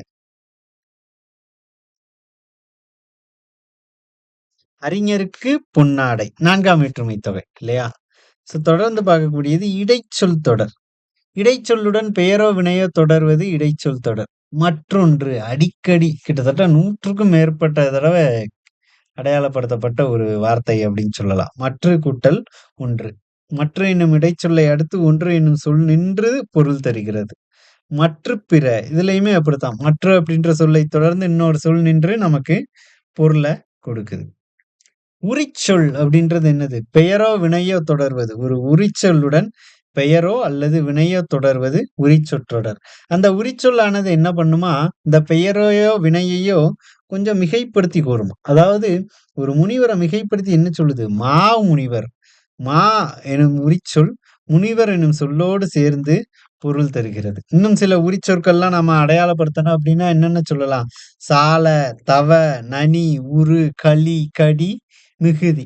நிறைய பார்த்திருப்போம். கடிமணம், கடிநகர் இப்படி நிறைய சொற்களை நம்ம அடையாளப்படுத்தலாம். ஆலயம் தொழுவது சாலவும் நன்று அப்படின்னு நாம படிக்கிறோம் இல்லையா? இதில் சால என்னும் உரிச்சொல் வெளிப்படையாக வந்துள்ளது. நன்று என்ற சொல் தனித்து நின்று பொருள் தருகிறது. அதே மாதிரிதான் என்னது? சாலச் சிறந்தது. சால என்னும் உரிச்சொல் அதனைத் தொடர்ந்து சிறந்தது என்ற சொல் நின்று மிகச்சிறந்த அப்படின்ற பொருளை தருது. நனி, பேதையே இப்படியான எடுத்துக்காட்டுகள் எல்லாமே நாம நிறைய எழுதிக்கிட்டே போலாம். உரிச்சொல் தொடருக்கான எடுத்துக்காட்டு. அப்ப உரிச்சொல்னா என்னென்ன அப்படின்னு நாம பார்க்கிறோம். அதைத் தொடர்ந்து என்னென்ன தொடர்கள் இடம்பெற்றிருந்தா பொருத்தமா இருக்கும் அப்படின்னு உரிச்சொல் தொடரை நாமளே கட்டமைச்சு பார்க்கலாம். அடுத்து பார்க்கக்கூடியது பாருங்க, அடுக்கு தொடர். இலக்கணத்தை பொறுத்த மட்டுக்கும் அடிப்படையா அந்த ஒப்பீடு, அதாவது டிஃபரன்ஸ் டேபுலர் காலம் ரொம்ப ரொம்ப கம்மி. அதுல ரொம்ப முக்கியமானது அப்படின்னு பார்த்தீங்கன்னா, ஒரு 3 அடையாளப்படுத்தலாம். அதுல மிக முக்கியமானது அடுக்கு தொடருக்கும், இரட்டை கிளவிக்கும் இருக்கக்கூடிய அந்த ஒரு ஒப்பீடு தான். சரிங்களா? இந்த இடத்துல அடுக்கு தொடர்னா என்ன அப்படின்னு பார்க்கலாம். அசைநிலை, உறைவு, சினம், மகிழ்ச்சி, அச்சம், துன்பம் முதலிய பொருள் நிலைக்கும் செய்யுளில் இசையை நிறைவு செய்வதற்கு 2, 3 அல்லது 4 முறை அடுக்கி வருவது அடுக்கு தொடர். இந்த 4 முறை அப்படின்றது ரொம்ப முக்கியம். ஏன்னா, அது ஒரு மேக்ஸிமம் டைம் அப்படின்னு இந்த இடத்துல அடையாளப்படுத்தியிருப்பாங்க. இரட்டை கிளவின்னா 2 தடவ தான் வரும். கட கட, மல மல, தட தட இத மாரி. நன்று நன்று நன்று. பாம்பு பாம்பு. எங்கே எங்கே. பிடி பிடி பிடி பிடி. இல்லை இல்லை. 2 முதல் 4 முறை அடுக்கி வந்திருக்கா? இது எல்லாமே என்னது? அடுக்கு தொடர். ஒருத்தர் வீட்டுக்கு வந்தாலுமே என்ன சொல்லுவோம்? "வாங்க, வாங்க, வாங்க" அப்படின்னு சொல்லுவோம். நாம சொல்மொழியிலே அப்படி பயன்படுத்த ஆரம்பிச்சுட்டோம். அது எல்லாமே என்னது? அடுக்கு தொடர் தான். சரிங்களா? ஸோ இதற்குரிய எடுத்துக்காட்டு சில நாம பார்க்குறோம். "அன்றே அன்றே" அப்படின்றது அசைநிலை. "போ போ" விரைவு. "எரி எரி" சினம். "வருக வருக" மகிழ்ச்சி. "தீ தீ தீ" அச்சம். "நொந்தேன் நொந்தேன்" துன்பம். "கோடி கோடி கோடி கோடியே" அப்படின்றது என்னது? இசை நிறை. அந்த இடத்த நிறைக்கிறதுக்காக பயன்படுத்தக்கூடிய ஒரு வார்த்தை. நன்னூல் வரிகள் இத நமக்கு விவரிக்குது. எப்படி? "அசைநிலை, பொருள்நிலை, இசைநிறைக்கு ஒரு சொல். 2, 3, 4 எல்லை" அப்படின்னு குடுத்திருக்காங்க. அப்ப மேக்ஸிமம் எல்லை என்ன? 4 தான். 4 எல்லை முறை அடுக்கும். அதான் என்னது? எனக்கு நன்னூல் அப்படின்றது. தொடர்ந்து பார்க்கக்கூடியது என்னது? இரட்டை கிளவி. இரட்டித்து நின்று பொருள் உணர்த்தும் சொற்கள் இரட்டித்தே வரும். பிரித்தால் பொருள் தராது. இதனை இரட்டை கிளவி என்பர். கிளவி அப்படின்னா என்ன அர்த்தம்? சொல், பதம் அது எல்லாமே மொழி எல்லாமே சொல்ல குறிக்கக்கூடிய ஒரு வார்த்தை தான். இரட்டை கிளவி வினைக்கு அடைமொழியாய் வரும் அப்படின்னு சொல்லுவாங்க. வினைக்கு சட சடன்னு பெஞ்சுது அப்படின்னு சொல்லுவோம். பெய்தது அப்படின்ற வினைக்கு சட சட அப்படின்ற வார்த்தை அடைமொழியா வருது இல்லையா? அந்த சட சட அப்படின்றது தான் இரட்டை கிளவி. கடகட, சலசல, மளமள, விறுவிறு இது எல்லாமே எங்க பயன்படுத்துறோம் அப்படின்னு ஒரு சில எடுத்துக்காட்டுகள் நமக்கு குடுத்திருக்கிறாங்க. பாவை படபடவென பேசினாள். கலா கலகலவென சிரித்தாள்.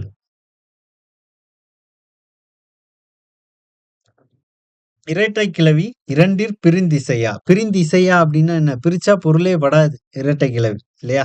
நன்னூல் வரிகள். இதுல ரொம்ப முக்கியமான ஒரு ஒப்பீடு இது. சரியா? என்னது? அடுக்குத் தொடருக்கும், இரட்டை கிளவிக்கும் உண்டான ஒப்பீடு. என்ன சொல்றாங்க அப்படின்னு பார்க்கலாம். சொற்கள் தனித்தனியே நிற்கும் அப்படின்னு சொல்றாங்க. பாம்பு, பாம்பு, பாம்பு ஒரு வார்த்தைக்கும் அங்க அர்த்தம் உண்டு. சொற்கள் ஒன்றுபட்டு அல்லது இணைந்து நிற்கும். தனியா நின்னா பிரிச்சா பொருளே வராது. பின்னாடி ஒரு வினைச்சொல்ல சேர்த்தா தான் இரட்டை கிளவிக்கு பொருள் வரும். அதனால தான் அங்க பிரித்தால் பொருள் தரும், பிரித்தால் பொருள் தராது. 2 முதல் 4 முறை அடுக்கி வரும். இது இரட்டை கிளவி அப்படின்ற பெயர்லயே இருக்கு. 2 தடவ மட்டும் தான் வரும். என்னென்ன காரணத்தினால அடுக்குத் தொடர் இடம்பெறுது? விரைவு, அச்சம், வெகுளி, மகிழ்ச்சி முதலிய உணர்வுகளை வெளிப்படுத்த உதவுது. வினைக்கு அடைமொழியாக இசை, குறிப்பு, பண்பு பற்றி வரக்கூடியதா என்னது? இந்த இரட்டை கிளவி. ஸோ அந்த மட்டுல இந்த ஒரு ஒப்பீட நாம தெளிவுபட படிச்சு வச்சுக்கணும். சரிங்களா? அப்ப தொடர் அப்படின்னு இலக்கணம் சார்ந்து பார்த்துட்டோம். வாக்கியங்களின் வகைகள் அப்படின்னு ஒரு தலைப்பு நாம பார்க்கிறோம். ஒரு வாக்கியம், அந்த வாக்கியத்தின் அடிப்படையில அதை எவ்வாறெல்லாம் நம்ம வகைப்படுத்தலாம் அப்படின்ற பகுதி தான் இங்க நாம தெரிஞ்சுக்க போறது. தனி வாக்கியம், தொடர் வாக்கியம் இதெல்லாம் இருக்கு. இதுல முதல்ல பார்க்கக்கூடியது என்னது? தனி வாக்கியம். தெளிவா பாருங்க. ஒரு எழுவாய், ஒன்றுக்கு மேற்பட்ட எழுவாய்களோ வந்து ஒரே பயனிலையை கொண்டு முடிவது தனி வாக்கியம். அதாவது எழுவாய், செயப்படுபொருள் இன்றியும் வாக்கியமானது அமைவதுண்டு அப்படின்னு நமக்கு சொல்றாங்க. சில எடுத்துக்காட்டு பார்க்கலாம். பாரதிதாசன் தமிழ் உணர்வை வளர்த்தார். பாரதிதாசன் அப்படின்றது எழுவாய். தமிழ் உணர்வை வளர்த்தார் அப்படின்றது பயனிலை, ஒரே பயனிலை.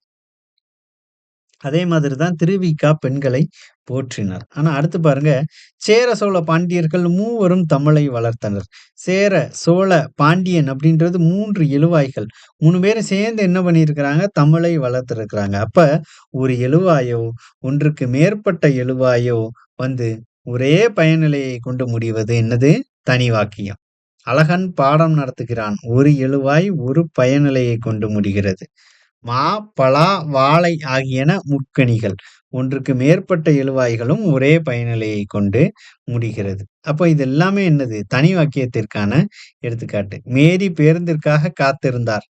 மேரியும் கனகாவும் பேருந்தில் ஏறினர். இல்லையா? ஒரு எழுவாய் அல்லது ஒன்றிற்கு மேற்பட்ட எழுவாய்கள் ஒரே பயனிலையை கொண்டு முடிகிறது. தனி வாக்கியம் அல்லது தனி நிலை தொடர் அப்படின்னு நமக்கு இந்த இடத்துல அடையாளப்படுத்துறாங்க. ஒரு சில எடுத்துக்காட்டுகள் குடுத்திருக்கிறாங்க. பாருங்க.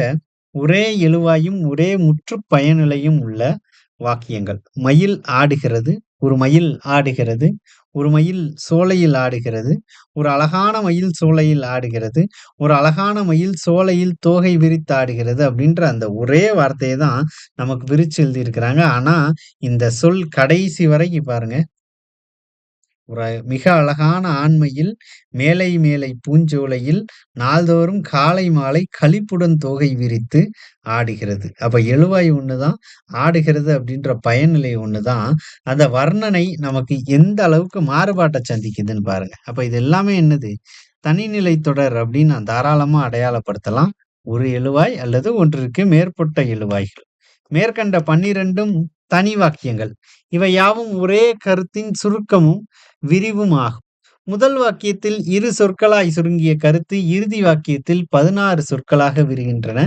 இன்னும் விரிக்கலாம். ஆனால் இதற்கு மேல் விரிக்க விரிக்க வாக்கியத்தின் இயற்கை தன்மையும் அழகும் கெடும்.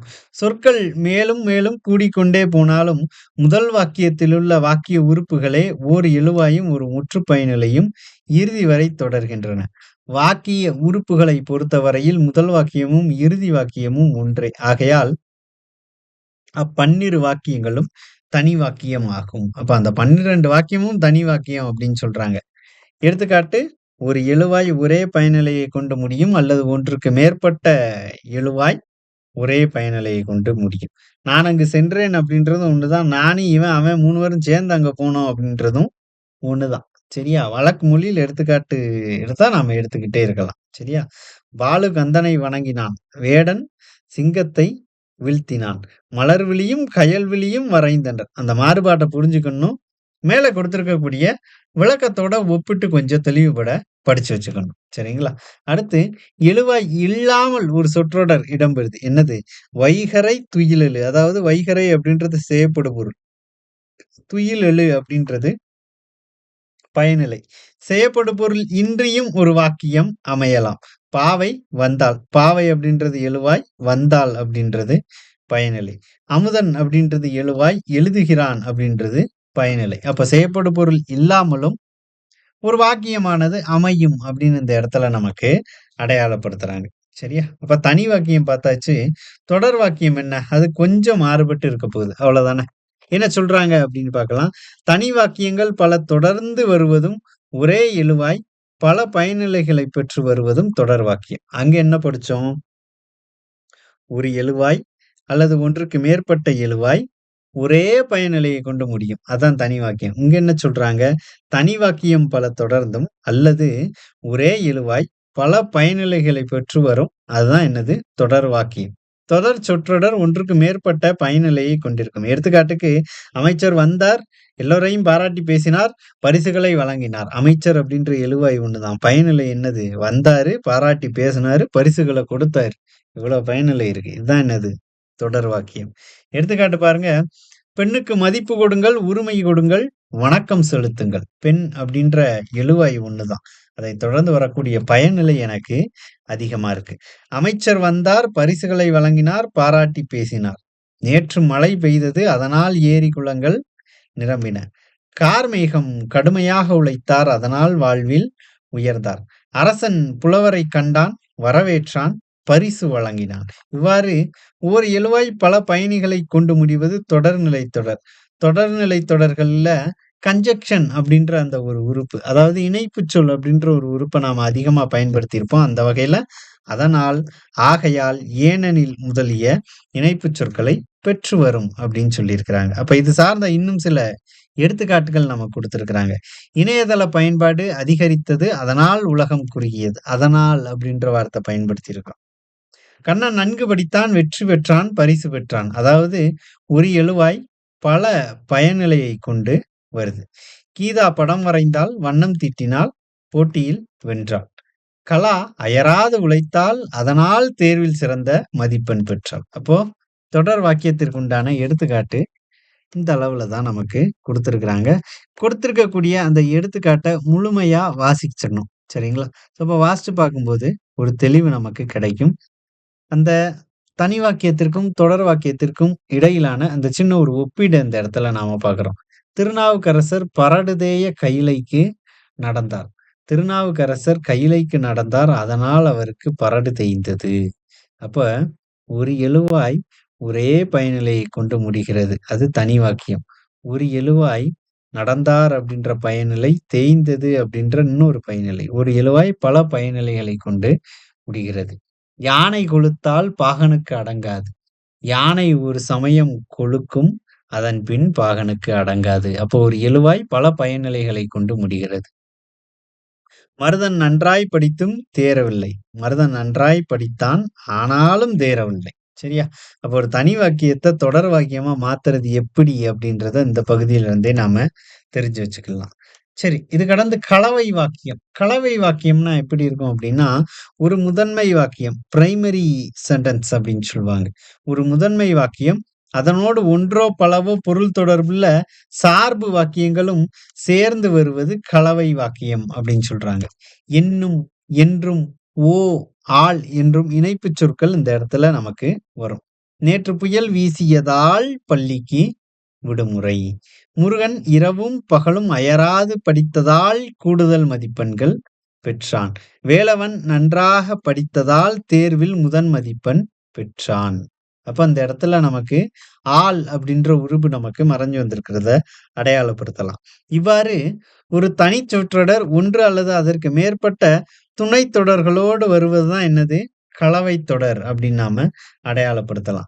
கலவைச் சொற்றொடரில் கருத்து முழுமை பெற்ற ஒரு முதன்மைத் தொடரும், கருத்து முழுமை பெறாத ஒரு துணைத் தொடரும் கலந்து வரும் அப்படின்றதுதான். கருத்து முழுமை பெறாத அப்படின்றது வேலவன் நன்றாக படித்ததால் தேர்வில் முதல் மதிப்பெண் பெற்றான். அப்ப இணைத்து பார்க்கும்போது அதனுடைய முழுமைத்தன்மை நமக்கு கிடைக்குது.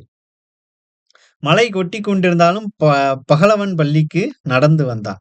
பகலவன் பள்ளிக்கு நடந்து வந்தான் அப்படின்றதுதான் முதன்மை தொடர். சரியா? ஏன்னா அதுக்கு முழுவதுமான அர்த்தம் இருக்கும். அதற்கான காரணம் மழை கொட்டிக் கொண்டிருந்தாலும் அப்படின்றது துணை தொடர். இந்த துணை தொடர் அப்படின்றது என்ன ஆகுது? முழுமை அடையல. சரியா? வேறு சில எடுத்துக்காட்டுகள் பாருங்க. காயத்ரி அறிவியல் புத்தகங்களை படித்ததால் விஞ்ஞானியாக திகழ்கிறார்.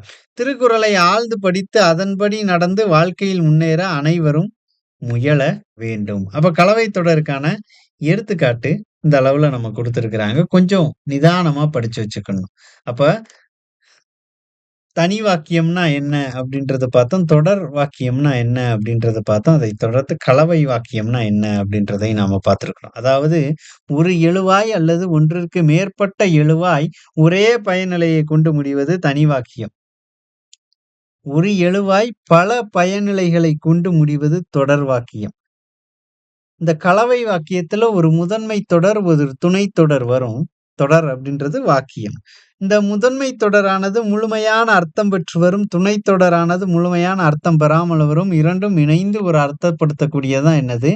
கலவை வாக்கியம் அப்படின்னு நாம இந்த பகுதியில பார்க்கிறோம். சரிங்களா? அந்த வகையில வாக்கியம்னா என்ன? வாக்கியத்தினுடைய வகைகள்னா என்ன அப்படின்ட்டு படிக்கிறப்ப அந்த எண்ணிக்கையை கொஞ்சம் தெளிவுபட படிச்சு வச்சுக்கணும்.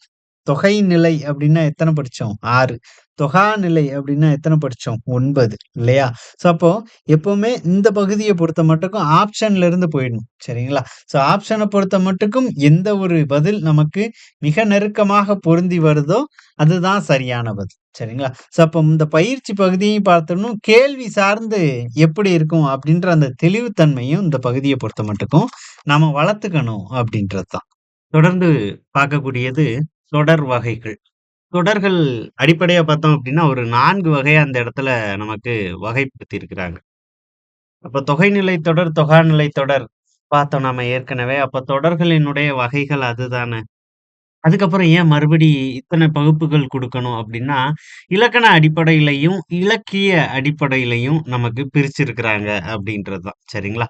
அப்ப பொதுவான கேள்வி தொடர் வகைகள பத்தி நமக்கு இருக்க போறது கிடையாது.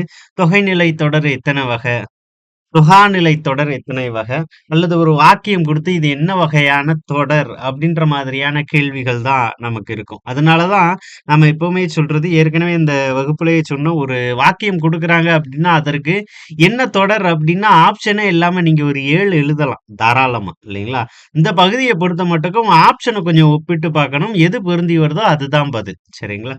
ஸோ அந்த வகையில இன்னும் ஒரு 4 வகை நமக்கு இந்த இடத்துல சொல்லியிருக்கிறாங்க. என்னென்னலாம் அப்படின்னா, செய்தி வாக்கியம், வினா வாக்கியம், விளைவு வாக்கியம், உணர்ச்சி வாக்கியம். சரிங்களா? ஸோ பல எழுத்துக்கள் சேர்ந்து அமைவது ஒரு வார்த்தை, ஒரு சொல், பல சொற்கள் தொடர்ந்து அமையப்பெறுவது ஒரு தொடர் அப்படின்னு பார்த்தோம். அதன் அடிப்படையில ஒரு 4 வகை.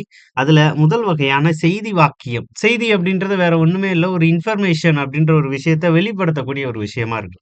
ஒரு செய்தியை தெளிவாக தெரிவிக்கும் வாக்கியம் செய்தி வாக்கியம். அவன் நேத்து தான் ஊர்ல இருந்து வந்தான் அப்படின்றது கூட செய்தி வாக்கியம் தான். ஏன்னா, அதுல ஒரு விஷயம் முழுமையான அளவுல எந்த விதமான சந்தேகமும் இல்லாம எனக்கு தெளிவா கன்வே ஆயிருச்சு அப்படின்ற ஒரு விஷயம் தான். சரிங்களா? செய்தி வாக்கியத்துக்கு ரொம்ப பிரத்யேகமான ஒரு விளக்கம்லாம் நமக்கு கிடையாது. பாருங்க, பரிதிமாற் கலைஞர் மதுரைக்கு அருகில் உள்ள விளாச்சேரியில் பிறந்தார். அவ்வளவுதான் விஷயம். இந்த நபர் இந்த ஊர்ல பிறந்திருக்கிறார் அப்படின்றத எனக்கு தெளிவுபட சொல்லிருச்சு. அதனால அது என்னது எனக்கு செய்தி வாக்கியத்திற்கான ஒரு எடுத்துக்காட்டு. திருவள்ளுவர் திருக்குறளை இயற்றினார். இவ்விரு தொடர்களும் செய்திகளை தெளிவாக எடுத்துக் கூறுகின்றன. இவ்வாறு ஒரு கருத்தினை செய்தியாக தெரிவிப்பது செய்தித் தொடர் எனப்படும் அப்படின்றது. அப்ப செய்தின்னா நியூஸ் அப்படின்ற லெவலுக்கு போயிடக்கூடாது.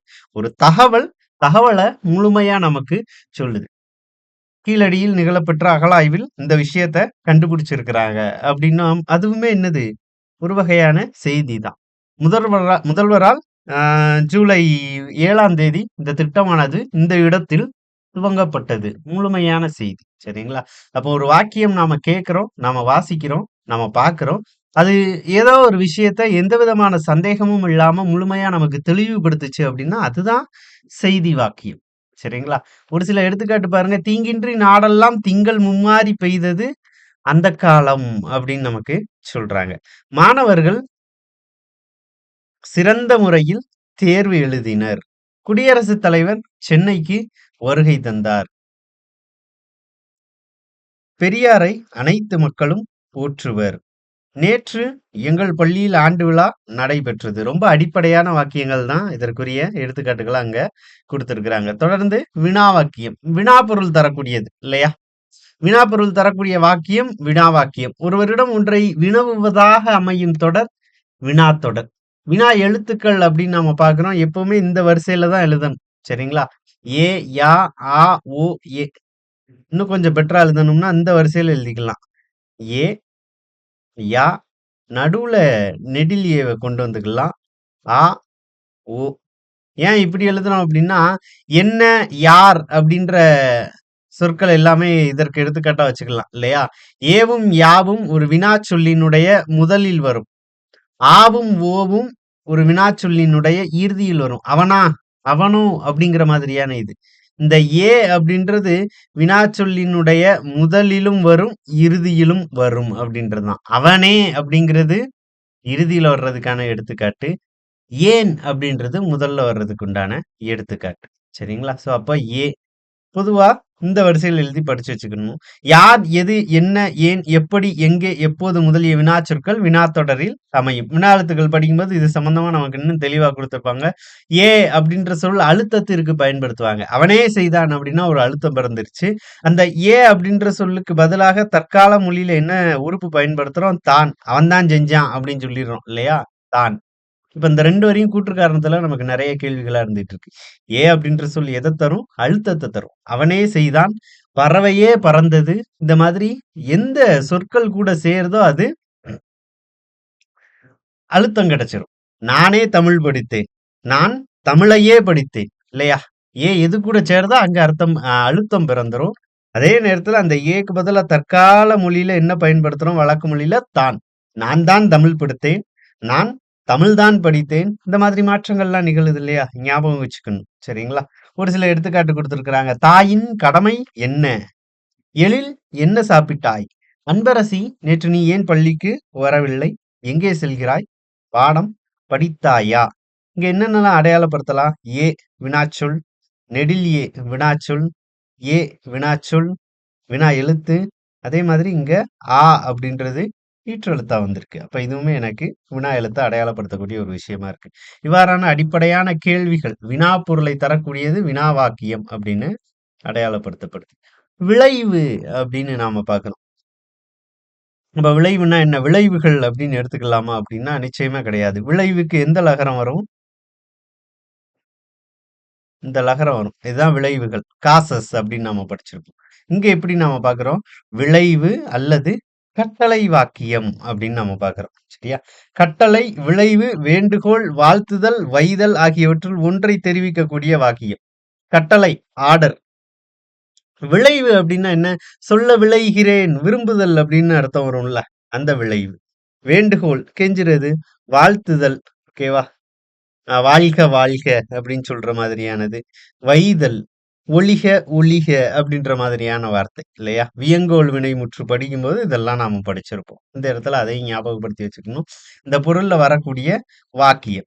எடுத்துக்காட்டு பாருங்க, தமிழை முறையாக படி அப்படின்னு வடிவேலு சொன்ன மாதிரி, படிக்க தெரிஞ்சா படி அப்படின்னு சொல்லுவான்ல, அந்த மாதிரி கட்டளை வாக்கியம்.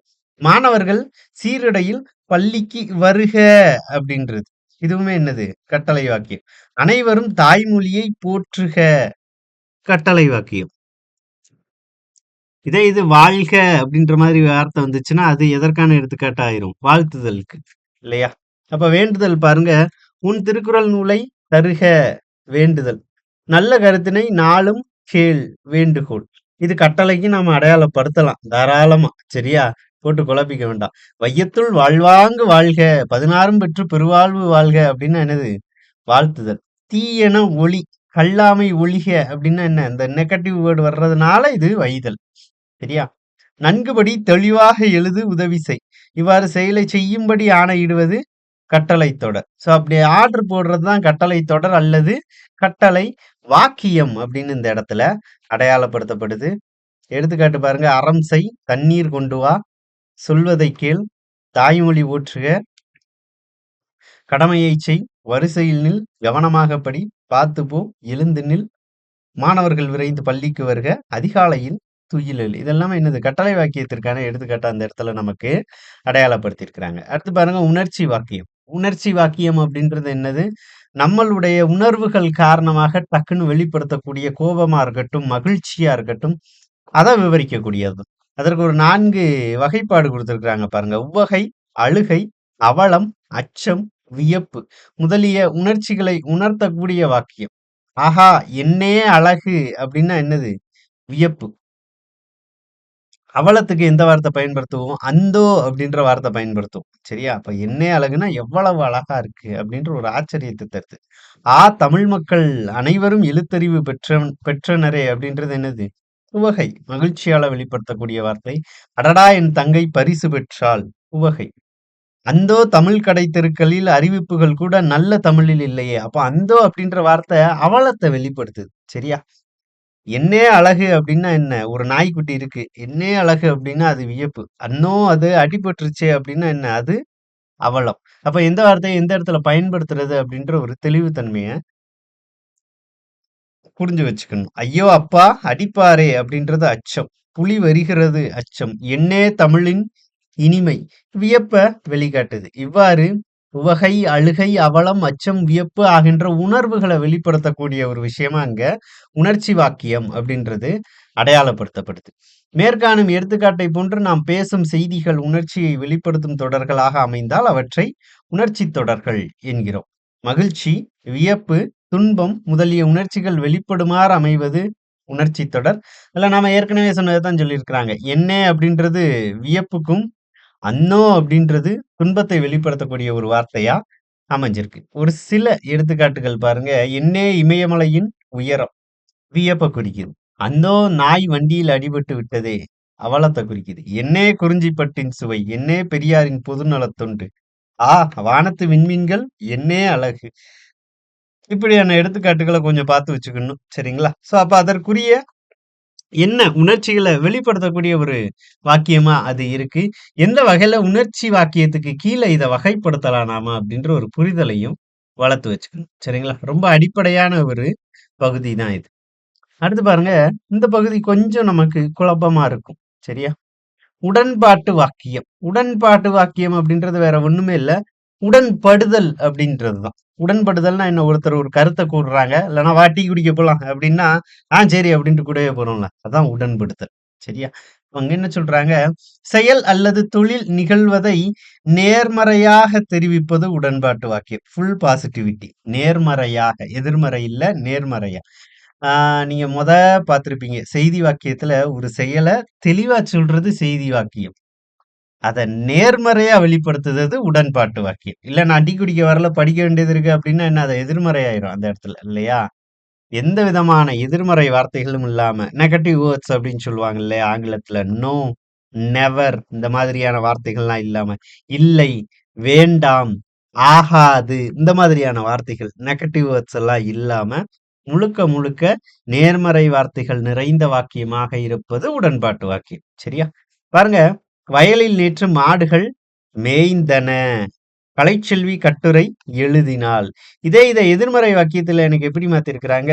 வயலில் நேற்று மாடுகள் மேய்ந்தில. நம்ம எப்படி எழுதுவோம்? மேயவில்லை அப்படின்னு எழுதுவோம் இல்லையா? கொஞ்சம் இலக்கண குறிப்பு படி இந்த வார்த்தைகளை கொஞ்சம் தெரிஞ்சு வச்சுக்கணும். மேய்ந்தன, மேய்ந்தில. கலைச்செல்வி கட்டுரை எழுதினாள். இங்க எப்படி எழுதியிருக்கிறாங்க? எழுதிலள். மாணவன் பாடம் படித்தான். மாணவன் பாடம் படித்திலன். பேருந்துகள் நாளை பேருந்துகள் ஓடும். நாளை பேருந்துகள் ஓடா அப்படின்றது ஈறுகெட்ட எதிர்மறை பெயரெச்சமா போயிருக்கும். சரிங்களா? அப்போ இந்த மாதிரியான வார்த்தைகள் நமக்கு எடுத்துக்காட்டுல நிறைய இருக்குது. ஒரு நேர்மறை வார்த்தைய எப்படி நான் எதிர்மறையா மாத்தணும் அப்படின்றது. அதெல்லாம் கொஞ்சம் தெரிஞ்சு வச்சுக்கணும். சரிங்களா? இத்தொடரில் கலைச்செல்வி கட்டுரை எழுதவில்லை என்ற செயல் நிகழாமையை கூறுவதால் இது எதிர்மறை தொடர். அப்போ ஒரு செயல் நிகழவே இல்லை அப்படின்றத எதிர்மறை வார்த்தைகளோடு வெளிப்படுத்துது. சரியா? எடுத்துக்காட்டு பாருங்க. புரட்சி கொடி திருக்குறள் கல்லார். தேன்மொழி கட்டுரை எழுதிலல். தாய் குழந்தைக்கு உணவு ஊட்ட வில்லை அப்படின்றது. இப்ப புரட்சி கொடி திருக்குறள் கற்றார் அப்படின்றதும் போடலாம். சரியா? அது நேர்மறை. இது கல்லார் அப்படின்றது எதிர்மறை.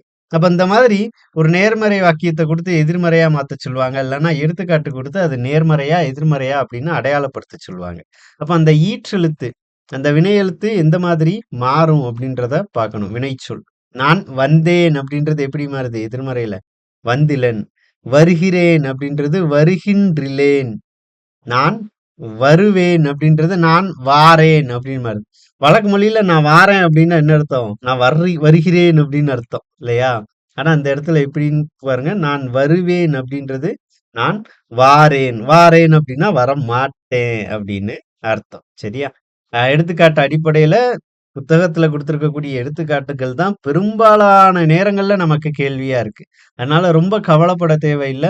புத்தகத்துல குடுத்திருக்கக்கூடியதுல முழுமையான அளவுல தெளிவடைஞ்சுக்கணும். அது கடந்து வெளியில இருந்து கேள்விகள் கேட்டாலும் ரொம்ப சுலபமா நாம பதிலளிச்சிடலாம். சரிங்களா?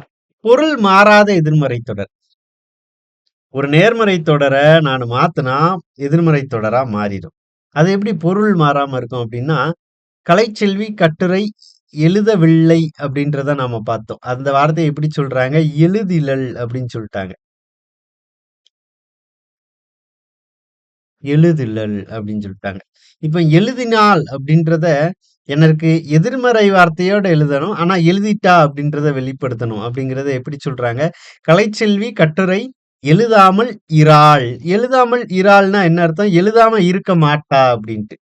அப்ப எழுதிட்டான்னு தான் அர்த்தம். கலைச்செல்வி கட்டுரை எழுதினாள் அப்படின்னே போட்டிருக்கலாம். ஆனா எதிர்மறை சொல்லோட அத சொல்லணும் அப்படின்னா, ஒரு ஃபார்முலா மாரி நமக்கு இத குடுக்குறாங்க. கலைச்செல்வி கட்டுரை எழுதாமல் இராள். அவன் இன்னைக்கு கிரவுண்டுக்கு போவானா? அப்படின்னு ஒருத்தர பத்தி பேசுறோம்னு வச்சுக்கோங்க. அவன் போனா, போகல அப்படின்றது நமக்கு தெரியாது. ஆனா ஒரு வார்த்தை விழும் அந்த இடத்துல. அவன் கிரவுண்டுக்கு போகாம இருக்க மாட்டான் அப்படின்னு. அப்ப கிரவுண்டுக்கு போயிருப்பானா அப்படின்னு கேட்டா, போயிருப்பான்னு சொல்லி அத முடிச்சிருக்கலாம். போகாம இருக்க மாட்டான் அப்படின்னு அந்த செயலுக்கு ஒரு அழுத்தம் குடுக்கும். கண்டிப்பா டெய்லி போயிருவான் அப்படின்றது. அதான் என்னது? பொருள் மாறாத எதிர்மறை தொடர். பொருள் மாறாம நேர்மறை வாக்கியத்தோட எதிர்மறை சொல்லச் சேர்த்து சொல்றது. கலைச்செல்வி கட்டுரை எழுதினாள் எனும் தொடர் உடன்பாட்டு தொடர். கலைச்செல்வி கட்டுரை எழுதவில்லை என்பது இதற்கான எதிர்மறை தொடர். மேலே உள்ள உடன்பாட்டு தொடரை பொருள் மாறாத எதிர்மறை தொடராக மாற்ற வேண்டுமென்றால் அதனை 2 எதிர்மறைகளை கொண்ட தொடராக மாற்ற வேண்டும். அப்ப எழுதாமல் அப்படின்றது ஒரு மைனஸா? எழுதல அப்படின்றது. இராள் அப்படின்றது எப்படி? இருக்க மாட்டாள். சோ அப்ப இது ஒரு மைனஸ். அப்ப இது ஒரு எதிர்மறை வார்த்தை. இது ஒரு எதிர்மறை வார்த்தை. Minus into minus plus. நேர்மறை அர்த்தத்தை வெளிப்படுத்துது. சரியா? கொஞ்சம் நிதானிச்சு இதனுடைய அர்த்தத்த புரிஞ்சு வச்சுக்கணும். சரிங்களா? அவன் படத்துக்கு போயிருப்பானா அப்படின்னா, அவன் போகாமல்லாம் இருக்க மாட்டான் அப்படின்னு சொல்லுவோம்ல. அவன் போயிடுவான். அந்த நேர்மறையான விஷயத்த எதிர்மறை வார்த்தையோட வெளிப்படுத்துறோம். அப்ப அந்த வாக்கியத்தையே பாருங்க. போகாமல் அப்படின்றது ஒரு மைனஸ். எதிர்மறை வார்த்தை. போகாமல்லாம் இருக்க மாட்டான் அப்படின்றது ஒரு மைனஸ். அப்போ இந்த மைனஸ் சேர்த்து என்ன ஆயிடுச்சு எனக்கு? பிளஸ் ஆயிடுச்சு. நேர்மறை அர்த்தத்தை வெளிப்படுத்துது. சரியா? கொஞ்சம் நிதானிச்சு புரிஞ்சு வச்சுக்கணும். 2 எதிர்மறை சொற்கள் சேர்ந்து வந்தால் அஃது உடன்பாட்டு பொருளை தருகிறது. நேர்மறை அர்த்தத்த தருகிறது. ஒரு சில எடுத்துக்காட்டு பாருங்க.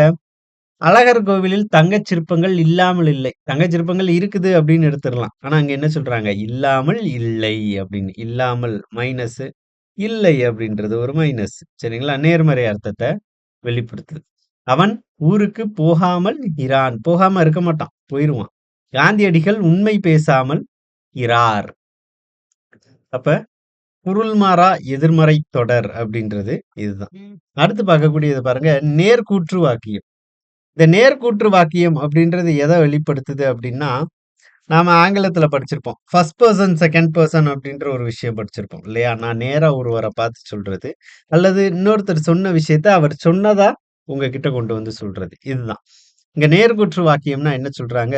ஒருவர் கூறியதை அவர் கூறியபடியே கூறுவது நேர்கூற்று வாக்கியம். இந்நேர்குற்று தன்மை, முன்னிலை ஆகிய இடங்களில் மட்டும் வரும். தன்மைனா ஃபர்ஸ்ட் பெர்சன் நம்மள குறிக்குது. முன்னிலை செகண்ட் பெர்சன். சரியா? அப்ப 2 பேருக்கும் இடையில இருக்கக்கூடிய அந்த உரையாடல், கான்வர்சேஷன்ல இடம்பெறக்கூடியது மட்டும்தான் நேர்குற்று வாக்கியம்.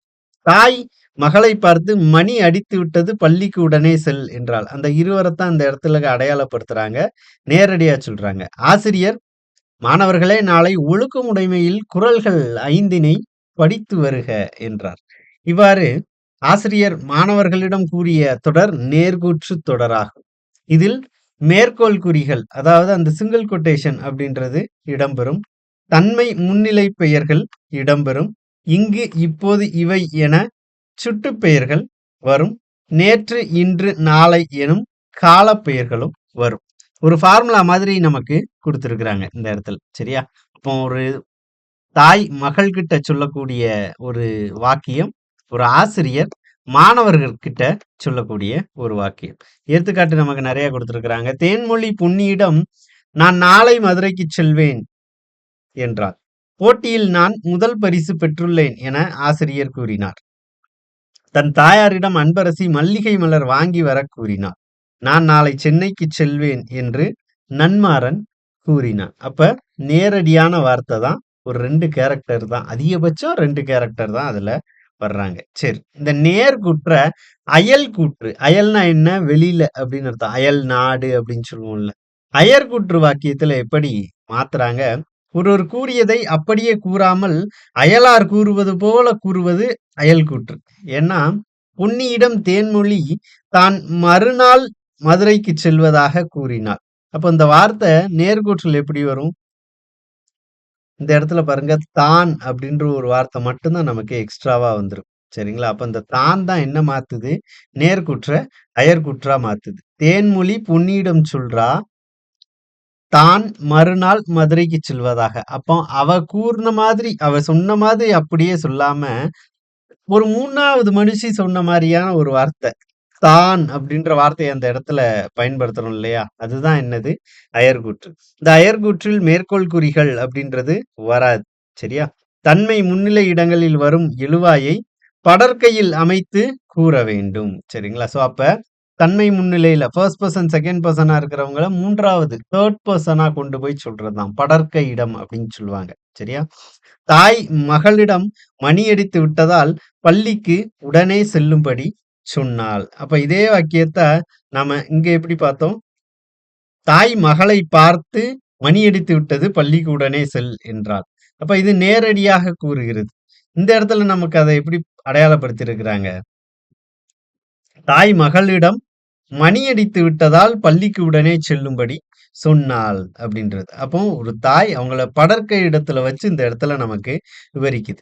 நேர்குற்றை அயர்குற்றாக மாற்றும்போது பின்வரும் சொற்களானது மாறுபாடு அடையும். எப்படி மாறுபாடு அடையும்? ஃபர்ஸ்ட் பெர்சன் சென்மை, செகண்ட் பெர்சன் தன்மை முன்னிலை பெயர்கள் படர்க்கை பெயர்களாக மாறும். சுட்டு பெயர்கள் அது, அவை, அங்கே என மாறும். கால பெயர்களை அந்நாள், மறுநாள், நாளை அப்படின்றது மறுநாள் அப்படின்னு மாறும். எடுத்துக்காட்டுக்கு, நன்மாறன் நாளை மதுரை செல்வதாக சொன்னான் அப்படின்னு நம்ம சொல்றோம் இல்லையா? அது நேர்குற்று. நன்மாறன் தான் மறுநாள் மதுரைக்குச் செல்வதாக சொன்னான் அப்படின்னு அத படர்க்க இடத்துல வச்சும் சொல்லலாம். இந்த மாதிரியான அடிப்படையான மாற்றங்கள் தான். என்று, ஆக போன்ற இணைப்புச் சொற்கள் கன்ஜங்ஷன் வேர்டும் நமக்கு அந்த இடத்துல பயன்படுத்துறோம். ஒரு சில எடுத்துக்காட்டு, அதாவது மாற்றங்கள் எப்படி மாறும் அப்படின்னு குடுத்திருக்கிறாங்க. இது, இவை அப்படின்றது அது, அவை அப்படின்னு மாறும். இன்று அப்படின்றது அன்று அப்படின்னு மாறும். இப்பொழுது அப்படின்றது அப்பொழுது அப்படின்னு மாறும். எடுத்துக்காட்டுக்கு பாருங்க, இன்றைய வேலையை இன்றே முடித்து விடுங்கள். இன்றைய வீட்டு பாடத்தை இன்றையே முடித்து விடுங்கள் அப்படின்னு ஆசிரியர் மாணவரிடம் கூறினார். இது நேர்கூற்று. சரியா? அன்றைய பாடத்தை அன்றன்றே முடித்து விடுங்கள் என்று ஆசிரியர் மாணவர்களை பார்த்து கூறினார். இது அயர்க்கூற்று. அவர் சொன்ன மாதிரி அப்படியே சொல்றது நேர்கூற்று. அவர் சொன்னத யாரோ ஒரு 3வது மனுஷங்க, 3 பெர்சன் சொல்ற மாதிரி மாணவர்களை பார்த்து அவர் சொன்னாரு அப்படின்னு கொஞ்சம் விளக்கி வச்சு சொல்றது அயல் கூற்று அப்படின்றது. இதனால் அப்படின்றது அதனால் அப்படின்னு மாற்றமடையும். நாளை, மறுநாள், நேற்று அப்படின்றது முன்னாள் அப்படின்னு மாறும். நான், நாம், நாங்கள் அப்படின்றது தான், தாம், தாங்கள் அப்படின்னு மாறும். நீ அப்படின்றது அவன், அவள் அப்படின்னு மாறும். நீங்கள் அப்படின்றது அவர்கள் அப்படின்னு மாற்றம் பெறுது. இந்த மாதிரி இந்த ப்ரொனவுன்ஸ் எல்லாமே எந்த அளவுல மாற்றங்கள் பெறுது அப்படின்னு இந்த இடத்துல நாம பார்க்கிறோம். எடுத்துக்காட்டுக்கு பாருங்க, அழகுச்சிலை தான் மறுநாள் வருவதாக கூறினாள். அழகுச்சிலை அப்படின்றது ஒரு பெண்ணினுடைய பெயராக இந்த இடத்துல சொல்லியிருக்கிறாங்க. அழகுச்சிலை தான் மறுநாள் வருவதாக கூறினார். இது என்ன வாக்கியம்? அயர்கூற்று வாக்கியம். தான் அப்படின்ற வார்த்தை இருக்கு. சரியா? ஆசிரியர் அன்று வந்து காணுமாறு கூறியதால் தான் செல்கிறேன். நீயும் வா என்று இளங்கோ கதிரவனிடம் கூறியுள்ளான். அன்று அப்படின்ற வார்த்தை அயர்கூற்று.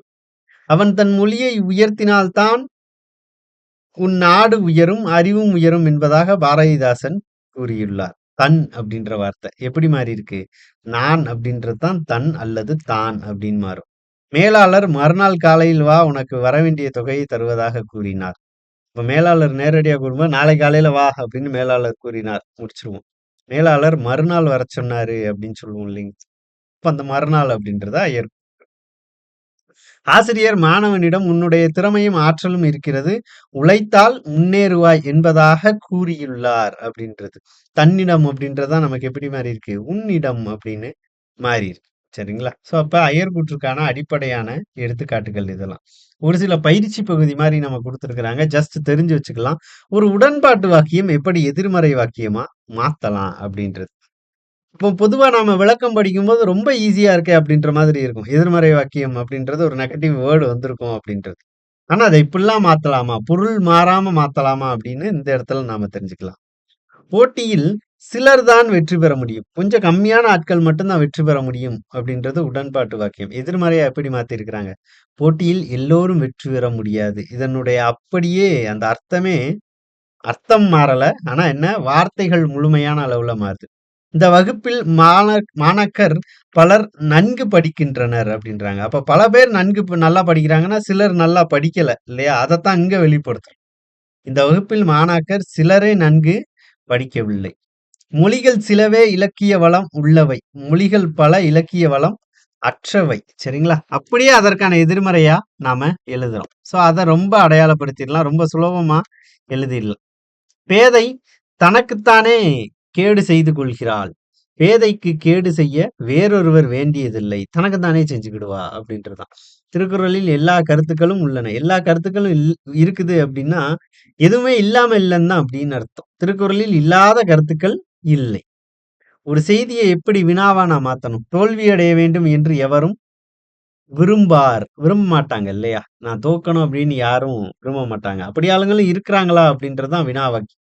தோல்வி அடைய வேண்டும் என்று விரும்புபவரும் உளரோ அப்படின்னு கேக்குறாங்க. முயன்றால் அனைத்தும் ஆகும். முயன்றால் ஆகாததும் உண்டோ?